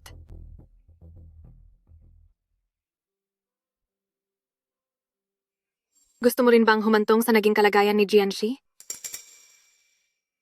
Para kay Gu Group si Gu Qinian, hindi niya hahayaang gawin mo iyan. President Gu, ito po ang ulat sa investigasyon tungkol sa aksidente sa sasakyan ni Miss Jian. Nakilala na ang driver ng kabilang panig. Isa siyang driver mula sa pamilya ni Jiang Qingje. Jiang Qingje? Yung pinsan ni Xiangya? Opo. At si Xiang Group, biglang ibinigay ang 300 milyong dolyar na proyekto. Sa Jiang Group, hindi ko alam kung mayroon. Pangkinalaman ang dalawang ito sa isa't isa. Si Jiang Qingje at Xiangya, wala silang lakas ng loob na gawin iyon. Ang may kakayahan lang gumawa nito ay siya lang. Maghanap ka ng ilang taong mapagkakatiwalaan upang imbestigahan ang bagay na ito. Huwag kang gagawa ng ingay. Opo. Tungkol sa ating kasal, hanggang kailan mo ito patatagalin? Malaking dagok sa akin ang pagkawala ni Jianxi. Kailangan ko ng oras para mag-adjust. Kaya, pumapahang ka na bang magpakasal tayo? Sa oras ng kasal, ako ang masusunod. Sige, ayusin mo muna ang iyong sarili. Kahit gaano pa katagal ay hihintayin kita. Ipapamalita ko ang magandang balitang ito sa lahat. Sa ganitong paraan lamang, magkakaroon ng pagkakataon na malaman mula kay Xiangya ang totoong nangyari. Nahanap ko na ang lahat ng impormasyon tungkol sa aksidente ng mga magulang mo noon. Nandito silang lahat sa loob. Bago mo ito buksan, kailangan mong ihanda ang iyong sarili.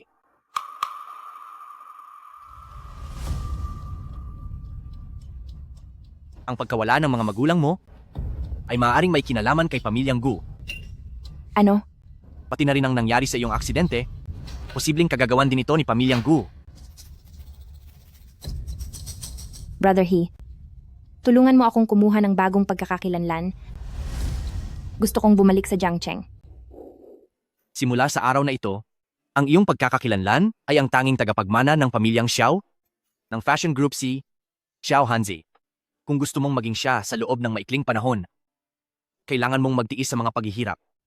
Hindi ako natatakot. Ang kanyang galing sa pagsayaw ay kahanga-hanga, nanalo na siya ng maraming parangal.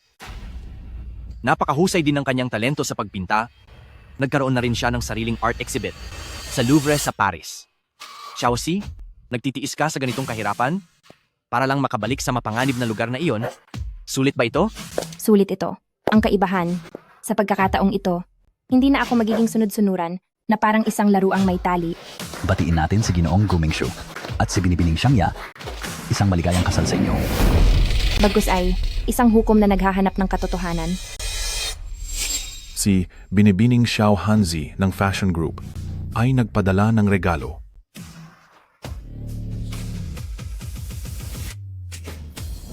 Xiaoxi,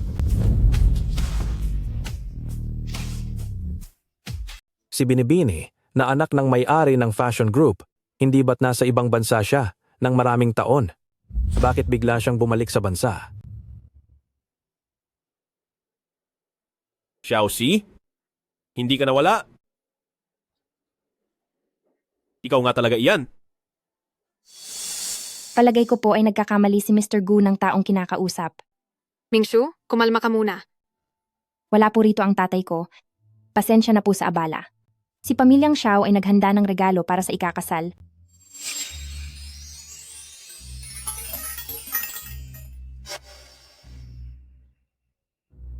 Dahil naibigay na ang regalo, Hindi ko na kayo kailangang istorbohin. Binabati ko kayong dalawa ng best wishes sa inyong kasal.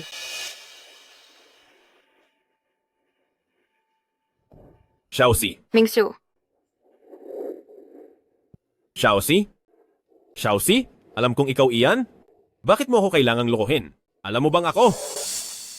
Kung hindi ako nagkakamali, ipakilala ko na ang sarili ko kay Mr. Gu kanina. Ako si Xiao Hanji. Xiaoxi, alam kong may nagawa akong mali sa iyo noon. Ako ang may kasalanan ng lahat. Pakiusap, bigyan mo ako ng pagkakataong makabawi sa iyo, pwede ba? Mr. Gu, maiintindihan ko kung naguguluhan ka dahil nagkamali ka ng nakilala, pero hindi ibig sabihin noon ay pwede mo na akong bastusin ng paulit-ulit. Matuto kang rumespeto. Xiaoxi, hindi ko alam ang pinagdaanan mo. Pero bakit kailangan mong magpanggap na hindi mo ako kilala? Bitiwan mo ako. Xiaoxi, alam kong galit ka sa akin, pero nagbago na ako. Patawarin mo na ako. Pakiusap, pwede ba? Sabi ng bitiwan mo ako. Xiaoxi! Gu Mingshu, rumispeto ka naman sa asawa ko. Asawa? Ting Xuan, anong itinatago mo? Nagtatrabaho na tayo ng matagal? Paano kang nagkaroon ng asawa? Nagkakilala na kami sa ibang bansa. Maayos ang aming pagsasama. At pagkatapos ay nagpakasal kami. May problema ba doon? Anong sinabi mo? Huwag mo nang guguluhin pa ang asawa ko, kundi ay pagbabayarin kita.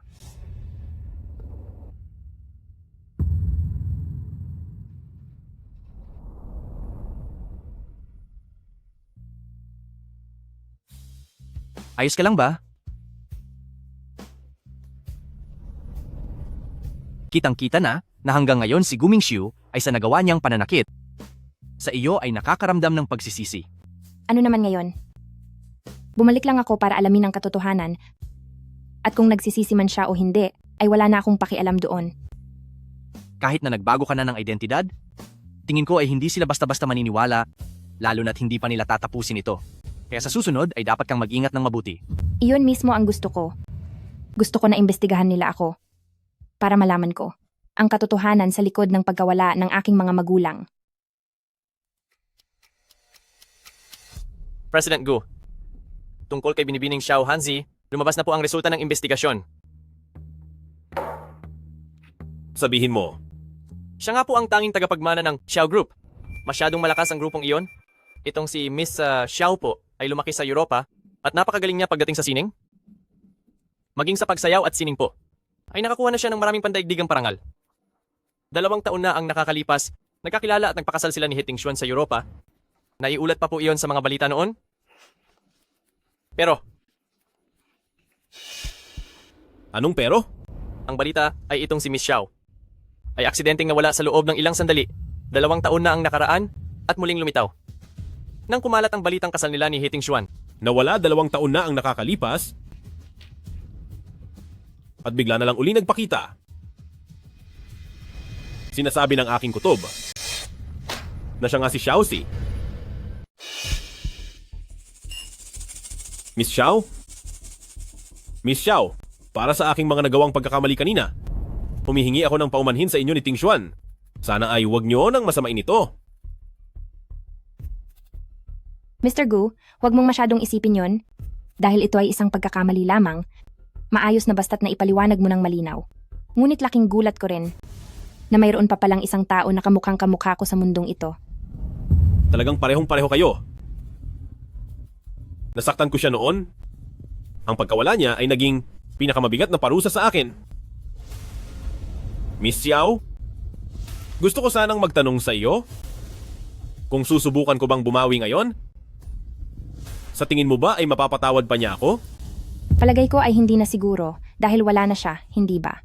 Nangyari na ang lahat. Mag-move on na lang kayo, Mr. Gu. Pero, Tama siya. Dapat ay mag-move on na ang lahat. Kamusta ka, Miss Xiao? Ako ang asawa ni Gu Mingshu, si Xiangya. Kamusta rin sa inyo, Mrs. Gu? Hanzi, lumalalim na ang gabi, umalis na tayo. Tadhana ang tawag sa pagkakaroon niyo ng kamukha.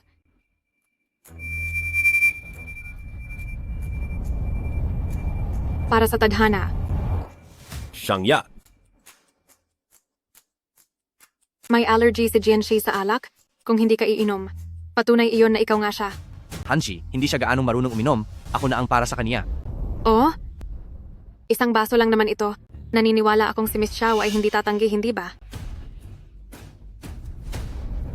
Dahil mukhang masigasig naman kayo, Mrs. Gu, tatapusin ko na ang inuming ito.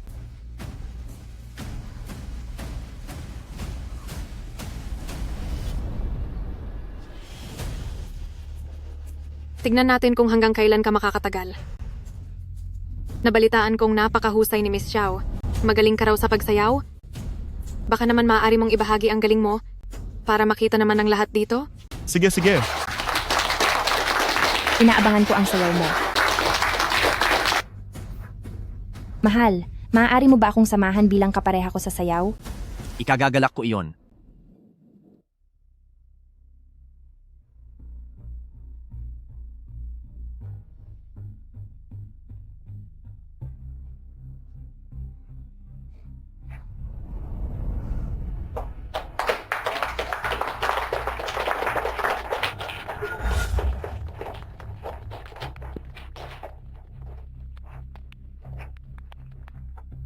Uminom na siya pero parang wala pa ring nangyayari. Hindi nga kaya siya yon?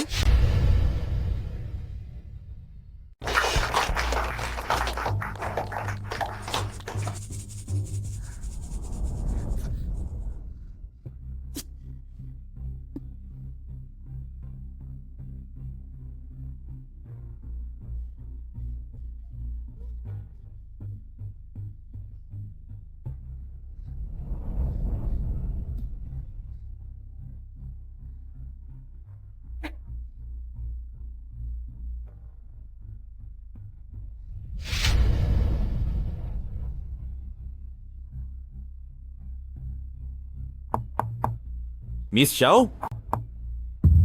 Miss Xiao, niyan ka ba sa loob? Ayos ka lang ba? Mr. Gu, hindi ka ba marunong magbasa?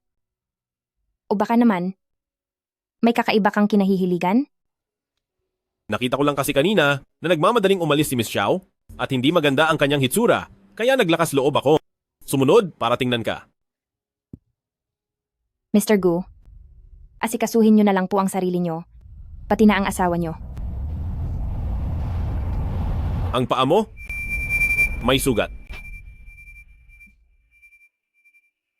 Kumpara sa mga sugat na natamo ko noong bata pa ako, wala lang ito.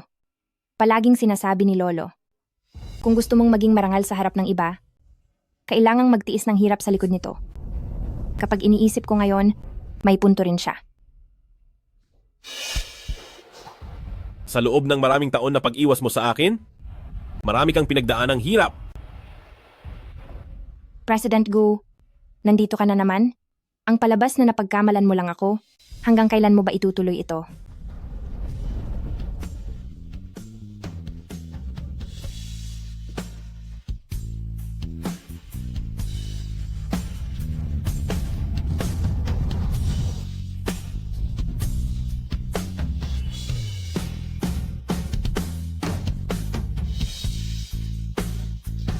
Aminin mo man o hindi, naniniwala ako sa aking kutob. Hindi ko hinihingi ang kapatawaran niya, pero ibibigay ko ang lahat para makabawi sa aking mga pagkakamali, kahit pakapalit nito ang aking buhay.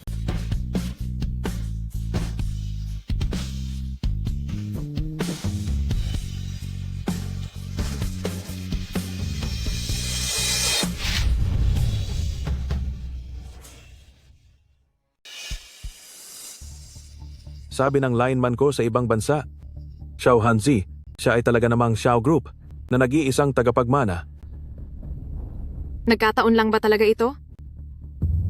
Gagalawin pa ba natin siya? Siyempre naman. Paano, mayroon siyang taglay na, isang mukhang hindi ko gusto. Tungkol sa aksidenteng nangyari sa mga magulang mo, sina Gu Qinian at pamilyang Xiang ang nagplano ng lahat para makuha ang inyong mga resulta ng pananaliksik.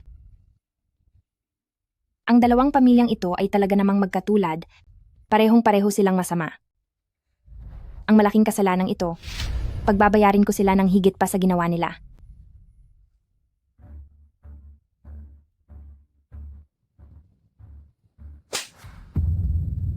Miss Xiao, may gagawin ka ba bukas? Gusto kitang imbitahan sa isang pribadong hapunan. Ang paanyaya ni Miss Xiangya ay isang malaking karangalan para sa akin.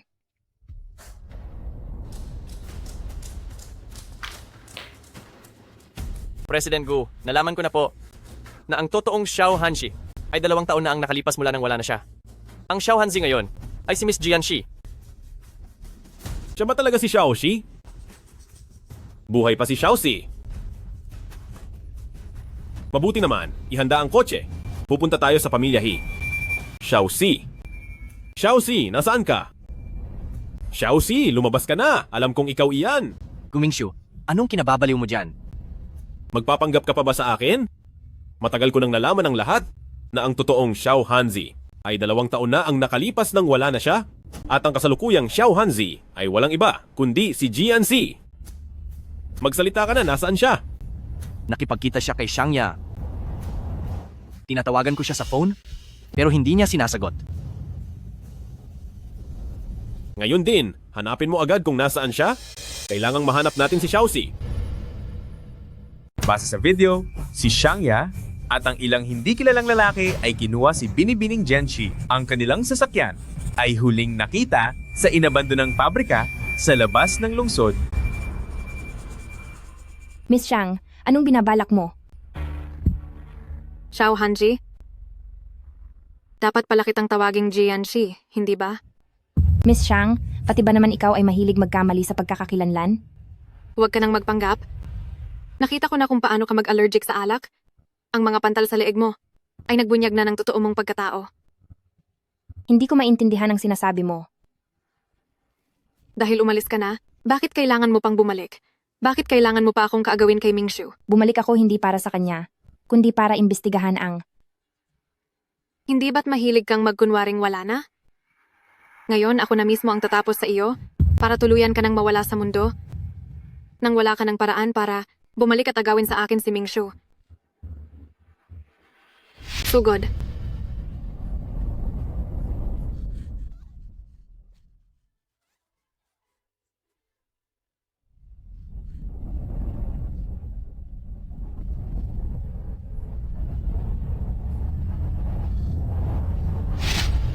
Bakit ayaw mo pa rin siyang pakawalan? Dahil balak niya, naagawin ka sa akin. Hindi ko hahayaang mangyari iyon. Dapat na siyang mawala. Hanggat nandito ako, walang sinumang makakasakit sa kanya. Tignan natin kung paano mo siya poprotektahan ngayon, Sugod.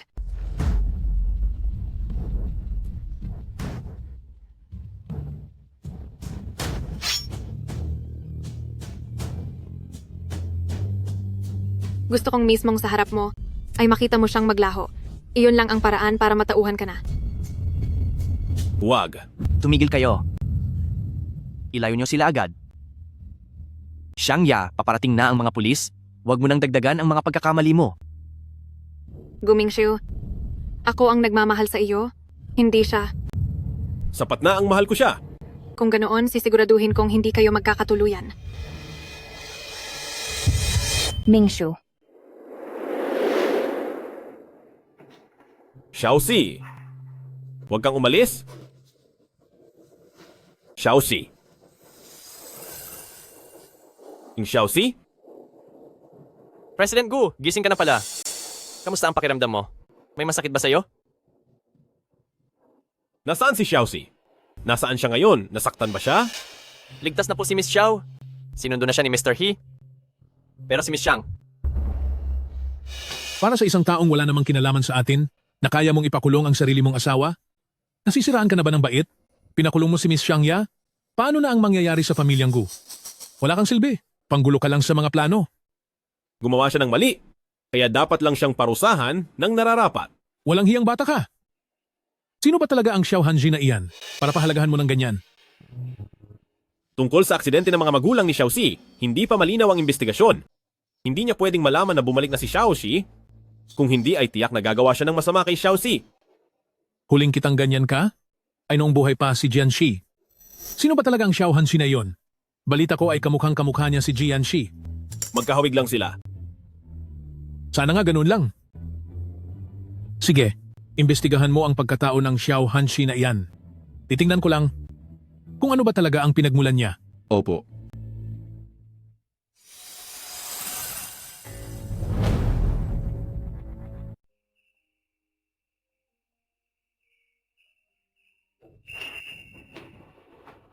Xiaoxi? Xiaoxi? Mr. Gu, may kailangan ka ba? Sa loob ng 2 taon, kumusta ang buhay mo? Kung mabuti man ang kalagayan ko o hindi, anong pakialam mo? Alam kong galit ka pa rin sa akin, kaya hindi mo ako kinikilala. Pero dahil nakita kong maayos ka, may pagkakataon pa akong bumawi. Mr. Gu, kung nandito ka para humingi ng tawad, hindi na kailangan. Dahil sa tulong na ibinigay mo noon, ang ating nakaraan ay isipin na lang natin na wala na tayong utang sa isa't isa, wala na tayong anumang ugnayan pa. Wala nang utang? Hindi. Hindi ganoon iyon. Ano bang gusto mong mangyari? Gusto mo bang marinig na pinatawad na kita? O gusto mo na naman bumawi sa akin? Xiaoxi, alam ko, ang sakit na naidulot ko sa iyo na hinding-hindi ko na mababawi iyon. Pero gusto ko pa rin sabihin sa iyo na mahal talaga kit. Tapos na ang nakaraan. Maging maingat ka na lang sa sarili mo. Xiaoxi, Siya nga pala. Ako si Xiao Hanzi. At ako ang asawa ni Ting Xuan. Pakiusap, Mr. Gu. Huwag mo na akong gambalain muli.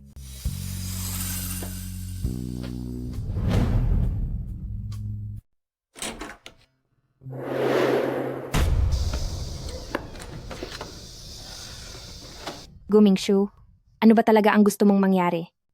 Xiaoxi, iniisip kita araw-araw. 2 taon ko na itong iniisip. Na kung sana hindi ako masyadong naging conscious sa iisipin ng ibang tao.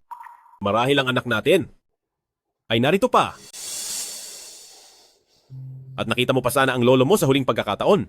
Huwag na huwag mong babanggitin ang pamilya ko dahil wala kang karapatan. Dahil sa inyo sa pamilyang Gu, kaya nawasak ang buhay at pamilya ko. Hindi mo ba alam iyon? Xiaoxi, alam mo na ang lahat? Plano ko sanang hintayin kang makapag-abroad bago ko sabihin sa iyo. Pero si Gu Qinian, ginamit niya ang kaligtasan mo para takutin ako. Matagal mo na palang alam. Kaya mo ako kinuha. Ay para lang kontrolin ako? Gu Mingshu. Galit ako sa iyo. Umalis ka rito. Layuan mo ako. Xiaoxi? Xiaoxi? Xiaoxi? Xiaoxi? Xiaoxi, ayos ka lang ba? Anong nangyari? Pasensya na, Xiaoxi. Aalamin ko ang buong katotohanan noong panahon na iyon at pananagutan ko ito sa iyo. Lahat ng taong nanakit sa iyo ay parurusahan ko.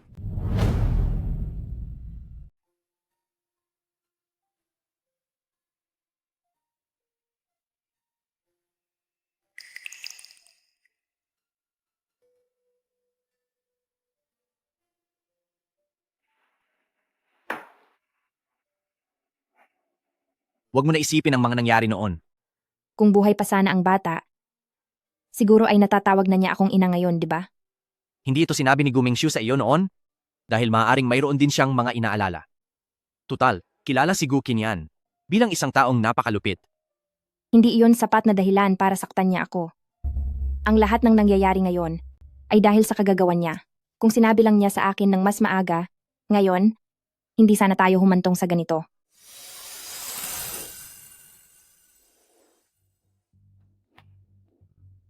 President Gu, tungkol po sa ipinapagawa ninyong investigasyon, may resulta na po.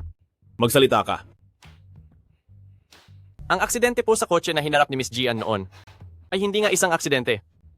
Isa si Miss Xiangya sa mga may gawa nito at mayroon pang isa. Sabihin mo. At noong mga panahong iyon, ang pagkakasugat ng kamay ni Miss Xiangya ay sarili niyang palabas para magmukhang biktima. Lahat po tayo ay nagkamali kay Miss Jian. Sinabi ko nang hindi ako ang may gawa. Bakit ako ang kailangang humingi ng tawad? Patawad? Xiaoxi?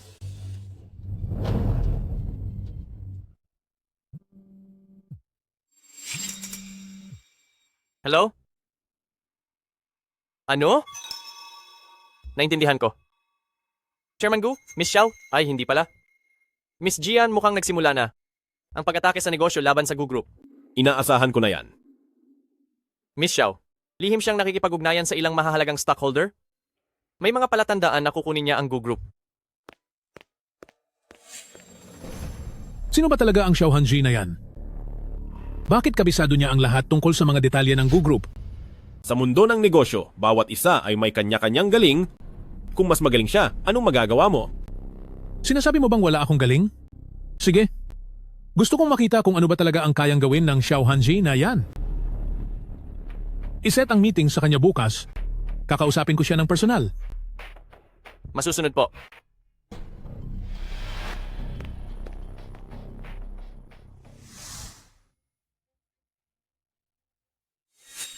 Miss Xiao, maging tapatan na tayo. Ang mga kinikilos mo nitong mga nakaraan ay seryosong nakakaapekto na sa kapakanan ng Gu Group. Gusto kong malaman, ano ba talaga ang pakay mo? Ito ay normal na galaw lang sa negosyo. Bakit? Hindi ka ba marunong tumanggap ng pagkatalo? Miss Xiao, huwag mong kakalimutan, kamakailan lang ay iniligtas ka ng anak ko? Hindi ka na nga marunong tumanaw ng utang na loob. Ginagawa mo pa akong miserable ngayon. Kung hindi ako nagkakamali, ang dahilan kung bakit napahamak ako noon ay dahil mismo sa paborito mong manugang. Huwag kang masyadong malupit habang bata ka pa. Dapat alam mo ring mag-iwan ng daan para sa sarili mo. Ganyan talaga ako kumilos. Kung hindi mo gusto ang nakikita mo, sige, labanan mo ako. Hihintayin kita. Ikaw, Kailangan ko siyang ipitin para muli siyang kumilos. At sa ganitong paraan lamang, natin mahuhuli ang ebidensya ng kanyang kasalanan. dahil ayaw mong makipag-ayos ng maayos, huwag mo akong sisihin kung gagamitan kita ng ibang paraan.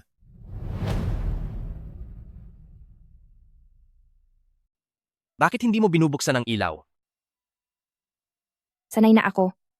Pinipilit mo si Gu Qinian para pilitin siyang saktan kang muli. At pagkatapos ay mabisto ang sarili niya, tama ba? Pero dahil dito, ay muli kang malalagay sa panganib. Pero kung hindi ko ito gagawin, hindi ko makukuha ang totoong ebidensya ng krimen niya. Kaya wala akong magagawa kundi sumugal at gamitin ang sarili ko. Pero sa ginagawa mong iyan, maaari mong mawala ang lahat sa iyo. Hindi ako natatakot. Basta't makamit lang niya ang parusang dapat sa kanya, kahit mawala na ako ay ayos lang. Hindi yan mangyayari. Hindi ko hahayaang mapahamak ka. May naririnig akong ingay sa labas. Bilis, alis na tayo. Makinig kayo. Ito ang utos ni Chairman Gu. Tapusin na si Xiao Hanzi.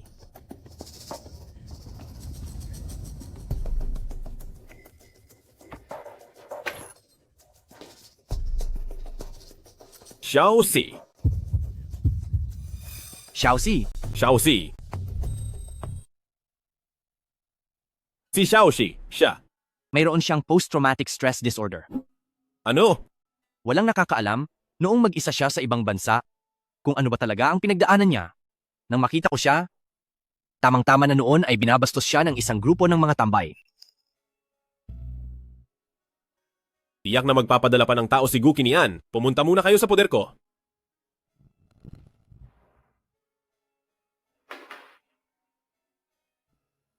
Kamusta na siya? Hindi pa gumigising. Sabihin mo sa akin ang nangyari sa kanya sa ibang bansa. Tungkol sa nangyari sa kanya bago kami nagkita, hinding-hindi niya iyon naikwento sa akin, pero alam kong marami siyang tiniis na hirap. Pagkatapos ay dinala ko siya sa ospital. Ang sabi ng doktor ay mayroon siyang post-traumatic stress disorder. Sabi ng doktor, sa laki ng sugat na ito, siguradong dumaan siya sa napakaraming sakit bago ito naging ganito kalala. Kasalanan ko ang lahat ng ito. Ginamit siya ni Gu Qinian para bantaan ako noon. Natakot akong baka masaktan niya si Xiaoxi. Kaya naman lumayo ako sa kanya. Hindi ko akalaing. Mas malalang sakit pa pala ang maidudulot ko. Yung aksidente sa sasakyan noon, mukhang si Xiangya ang may gawa. Pero sa totoo lang, si Gu Qinian ang utak sa likod nito. Ganoon din ang ginawa niya, 10 taon na ang nakakalipas. Sa mga magulang ni Jianxi, hindi ba't ginawa niya rin ito sa kanila? Nga pala, may isang bagay akong matagal nang pinag-iisipan at nagdesisyon akong sabihin na ito sa iyo. Anong tungkol doon? Naimbestigahan ko si Gu Qinian. Posibleng hindi mo siya tunay na ama. Anong klaseng biro to? Hindi ito maaari. Siya ang nagpalaki sa akin simula pagkabata. Hindi ako nagbibiro. 30 taon na ang nakakalipas. Ang binatang si Pamilya Lin na si Lin Jingye at si Gu Qinian ay turingang magkapatid. Pareho silang nagmahal sa isang babae. Pero ang babaeng iyon ay si Lin Jingye ang pinili sa huli. Kunwari ay masaya si Gu Qinian para sa kanila, pero palihim na siyang nagpaplano ng masama. Nalugi ang Lin Group at ang mag-asawang pamilyang Lin naman sa isang aksidente ay parehong nawala at may naiwan silang isang sanggol na lalaki. Matapos ang aksidente ni na pamilyang Lin, hindi na mahanap ang bata at sa mga oras na iyon ay nagkataong si Gu Qinian naman ay may dalang sanggol na lalaki pabalik ng pamilyang Gu.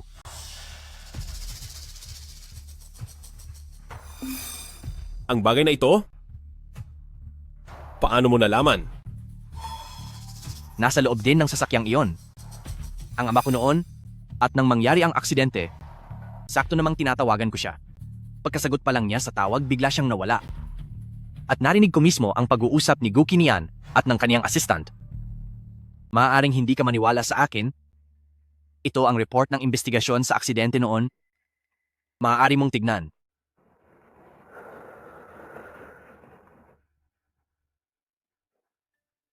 Huwag mo nang isipin ang utang na loob. Si Gu Qinian ay dapat magbayad para sa lahat ng ginawa niya.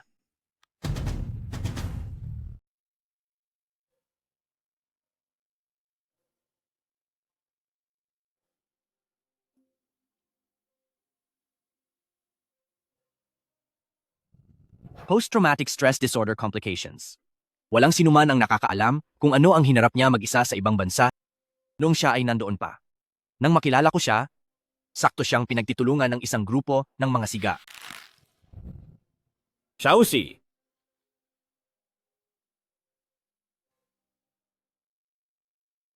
Xiaoxi! Ako! Nasaan si Ting Xuan? Nagpapahinga po siya sa katabing silid. Kailangan ko nang umalis. Hindi pa lubos na magaling ang katawan niyo. Alam ko ang lagay ng sarili kong katawan.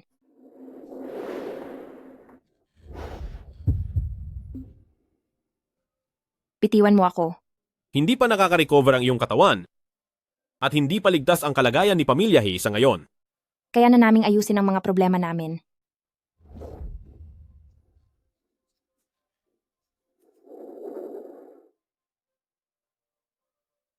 Xiaoxi? Magpakalma ka at pakinggan mo ako? Tagapangulo, bakit po kayo napunta rito? Nasaan si Gu Mingxiu? Tungkol kay President Gu? Pumunta po siya sa kumpanya. Sinungaling. Nandoon ako sa kumpanya pero bakit hindi ko siya nakita? Huwag mong isipin na wala akong alam. Itinatago niya ang babaeng iyon. Hoy, Tagapangulo! Hoy, Tagapangulo! Tagapangulo, wala talaga rito si President Gu. Sabihin mo kay Gu Mingxiu na huwag niyang tutulungan ang babaeng Xiao na iyon laban sa akin. Kung hindi, baka pati siya ay madamay sa parusa ko. Sige po.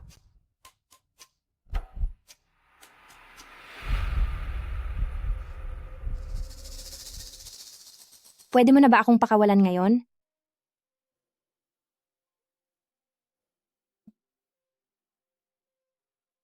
May masama pa ba sa pakiramdam mo? Bakit mo ako iniligtas? Sinabi ko na babantayan kita habang buhay. Hindi ko man ito nagawa noong una. Pero sa susunod na mga panahon, gagawin ko ang lahat para protektahan ka. Protektahan? Naalala ko noong una. Pinanood mo lang habang pinagbibintangan ako at wala kang ginawa kahit ano. Hindi mo ba iniisip na kapag lumabas ang salitang protektahan sa bibig mo, ito ay nakakaasar at nakakatawa? Alam kong marami akong nagawa na hindi ko na maitatama, pero... Tama na. Ayoko nang marinig ang tungkol sa mga nangyari noon. Ang nakalipas ay nakalipas na. Hindi na tayo maibabalik sa dati. Tama ka. Noong una ay hindi kita naprotektahan. Pero mula ngayon, hindi ko nahahayaang masaktan ka pang muli. Papatunayan ko iyan sa gawa.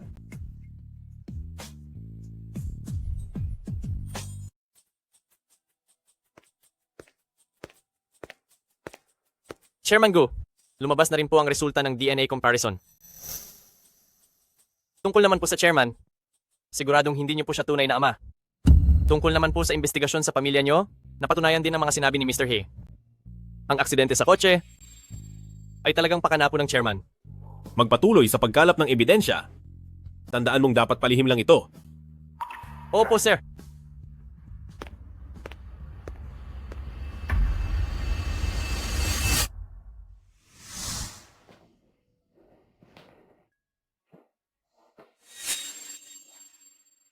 Pasensya na. Nakasanayan ko lang.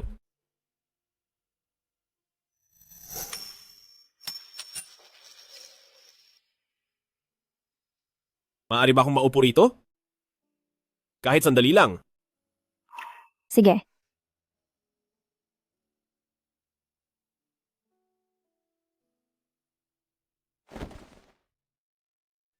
Dati,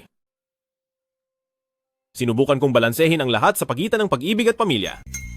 Pero nalaman ko na nagmukha lang akong katawa-tawa. Kung kailan gusto kong protektahan ang mga mahal ko. Doon ko pa sila nasaktan? Dahilan para mawala ka? At mawala rin ang ating anak. Ano ba talaga ang gusto mong sabihin?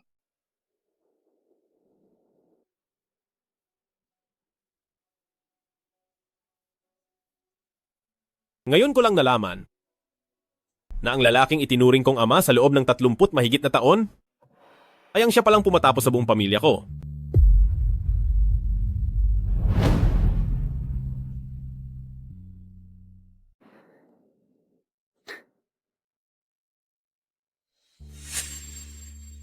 Nakakatawa ba, di ba? Para sa kapakanan ng isang kaaway, sinaktan ko ang taong pinaka-importante sa akin. Paano mo nalaman na? Gukinian ay hindi mo pala tunay na tatay? Nang tulungan ka ni Hating Shuan na imbestigahan ang tungkol kay Jian family. Doon ko natunton ang katotohanan. Noon, ginamit ni Gukinian ang tungkol sa iyong mga magulang para pagbantaan ako. Natatakot ako na baka iwan mo ako kapag nalaman mo ang totoo. Pero mas takot ako na kapag hindi ko ginawa ang gusto niya, ay baka saktan ka niya. Kaya ako pumayag na makipag-ugnayan kay pamilyang Xiang. At sinadyang lumayo sa iyo. Nakalipas na iyon.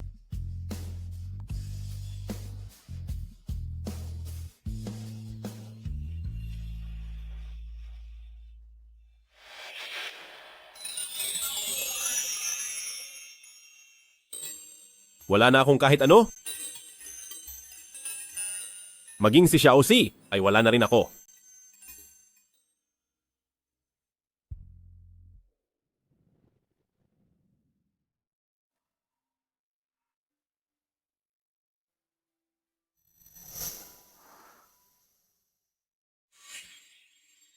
Gising ka na ba? Good morning.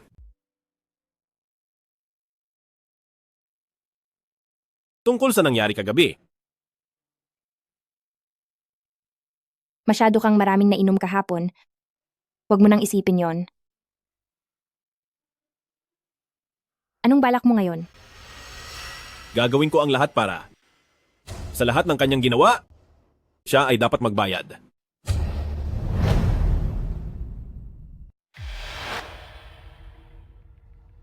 Ito ang mga pinakamahihina na bahagi ng pangunahing negosyo ng Gu Group kasama na ang mga dokumento ng lahat ng mga madidilim na transaksyon na ginawa ni Gu Qinian.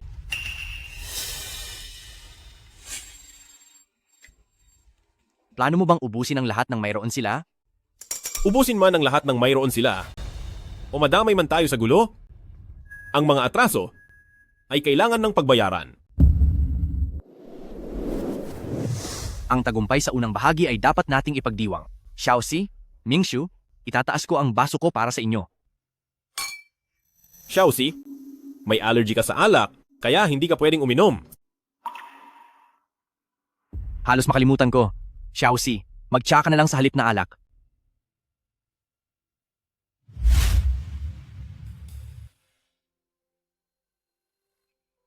Alam kong nasa puso mo pa siya, at ngayong wala na ang mga hindi pagkakaunawaan, siguro ay dapat mo nang sabihin ang mga ito?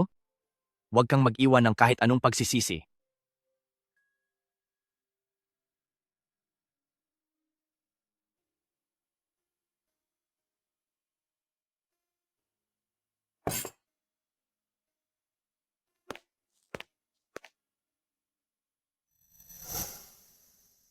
Xiaoxi? Pwede mo ba akong bigyan ng isa pang pagkakataon? Ako. Wala na tayong pag-asa. Kapag tapos na ang lahat ng ito, mamuhay na tayo ng hiwalay at payapa.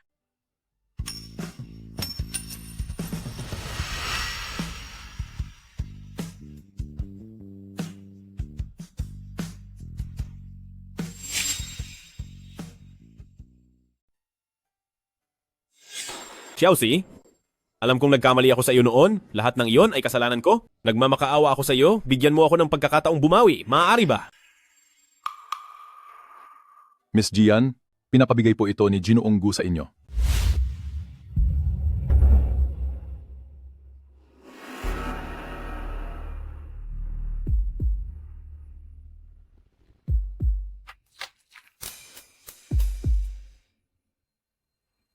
Naging pabaya ako noon at hinayaan kitang makatakas sa ibang bansa. Dapat ay nanahimik ka na lang doon, pero pinili mo pa rin bumalik para lang wasakin ang Gu group ko. Masyado kitang minaliit. Gu Qinian, paparusahan ang mga masasamang tao. Ginusto mo ang lahat ng ito. Sa mundong ito, walang pinipiling kapalaran. Ang malakas lang ang nagtatagumpay. Katulad na lang ng mga magulang mo noon. Ang sinumang humarang sa akin ay kailangang maglaho. Alam mo ba yon? Hayop ka. Ikaw ang may sala sa lahat. Sa nakalipas na mga taon, marami na akong kinalaban na mga hangal. Lalaban ka sa akin? Masyado ka pang mahina. Dahil nangungulila ka na sa iyong mga magulang, tatapusin na kita ngayon para magkasama na kayo.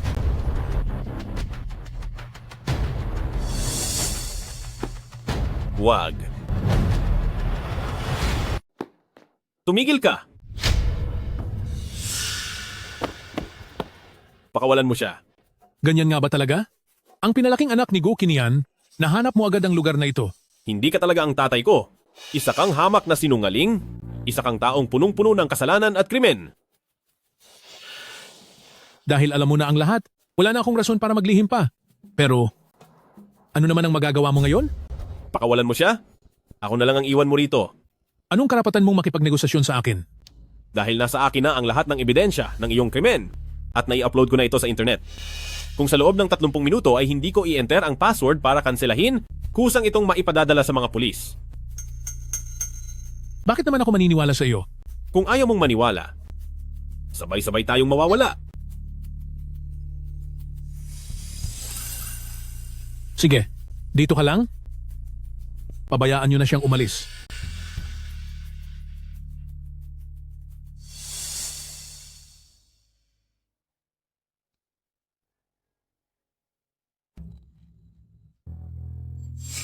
Huwag kang matakot. Naghihintay si Hiting Xuan at ang mga pulis sa labas. Kapag ligtas ka na, yun lang ang tanging paraan para gumaan ang loob ko. Sige na. Alis na.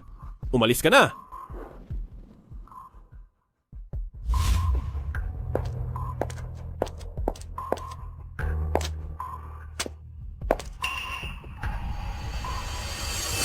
Sabi ko sa iyo, poprotektahan kita habang buhay. Hindi ko iyon nagawa noong una. Pero ngayon, gagawin ko ang lahat para protektahan ka.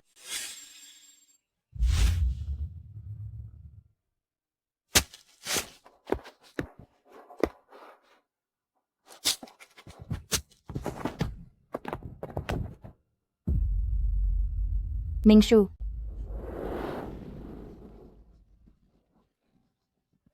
Hindi ba sinabi kong umalis ka na? Bakit ka pa bumalik? anong nangyari sa'yo? Kanina, ang lahat ng sinabi ni Gu Qinian ay nai-record ko na ang lahat. Sa pagkakataong ito, nakatulong ba ako sa'yo? Sinungaling ka. Xiaoxi, hindi kita nasaktan sa pagkakataong ito? Handa mo na ba? Akong patawarin?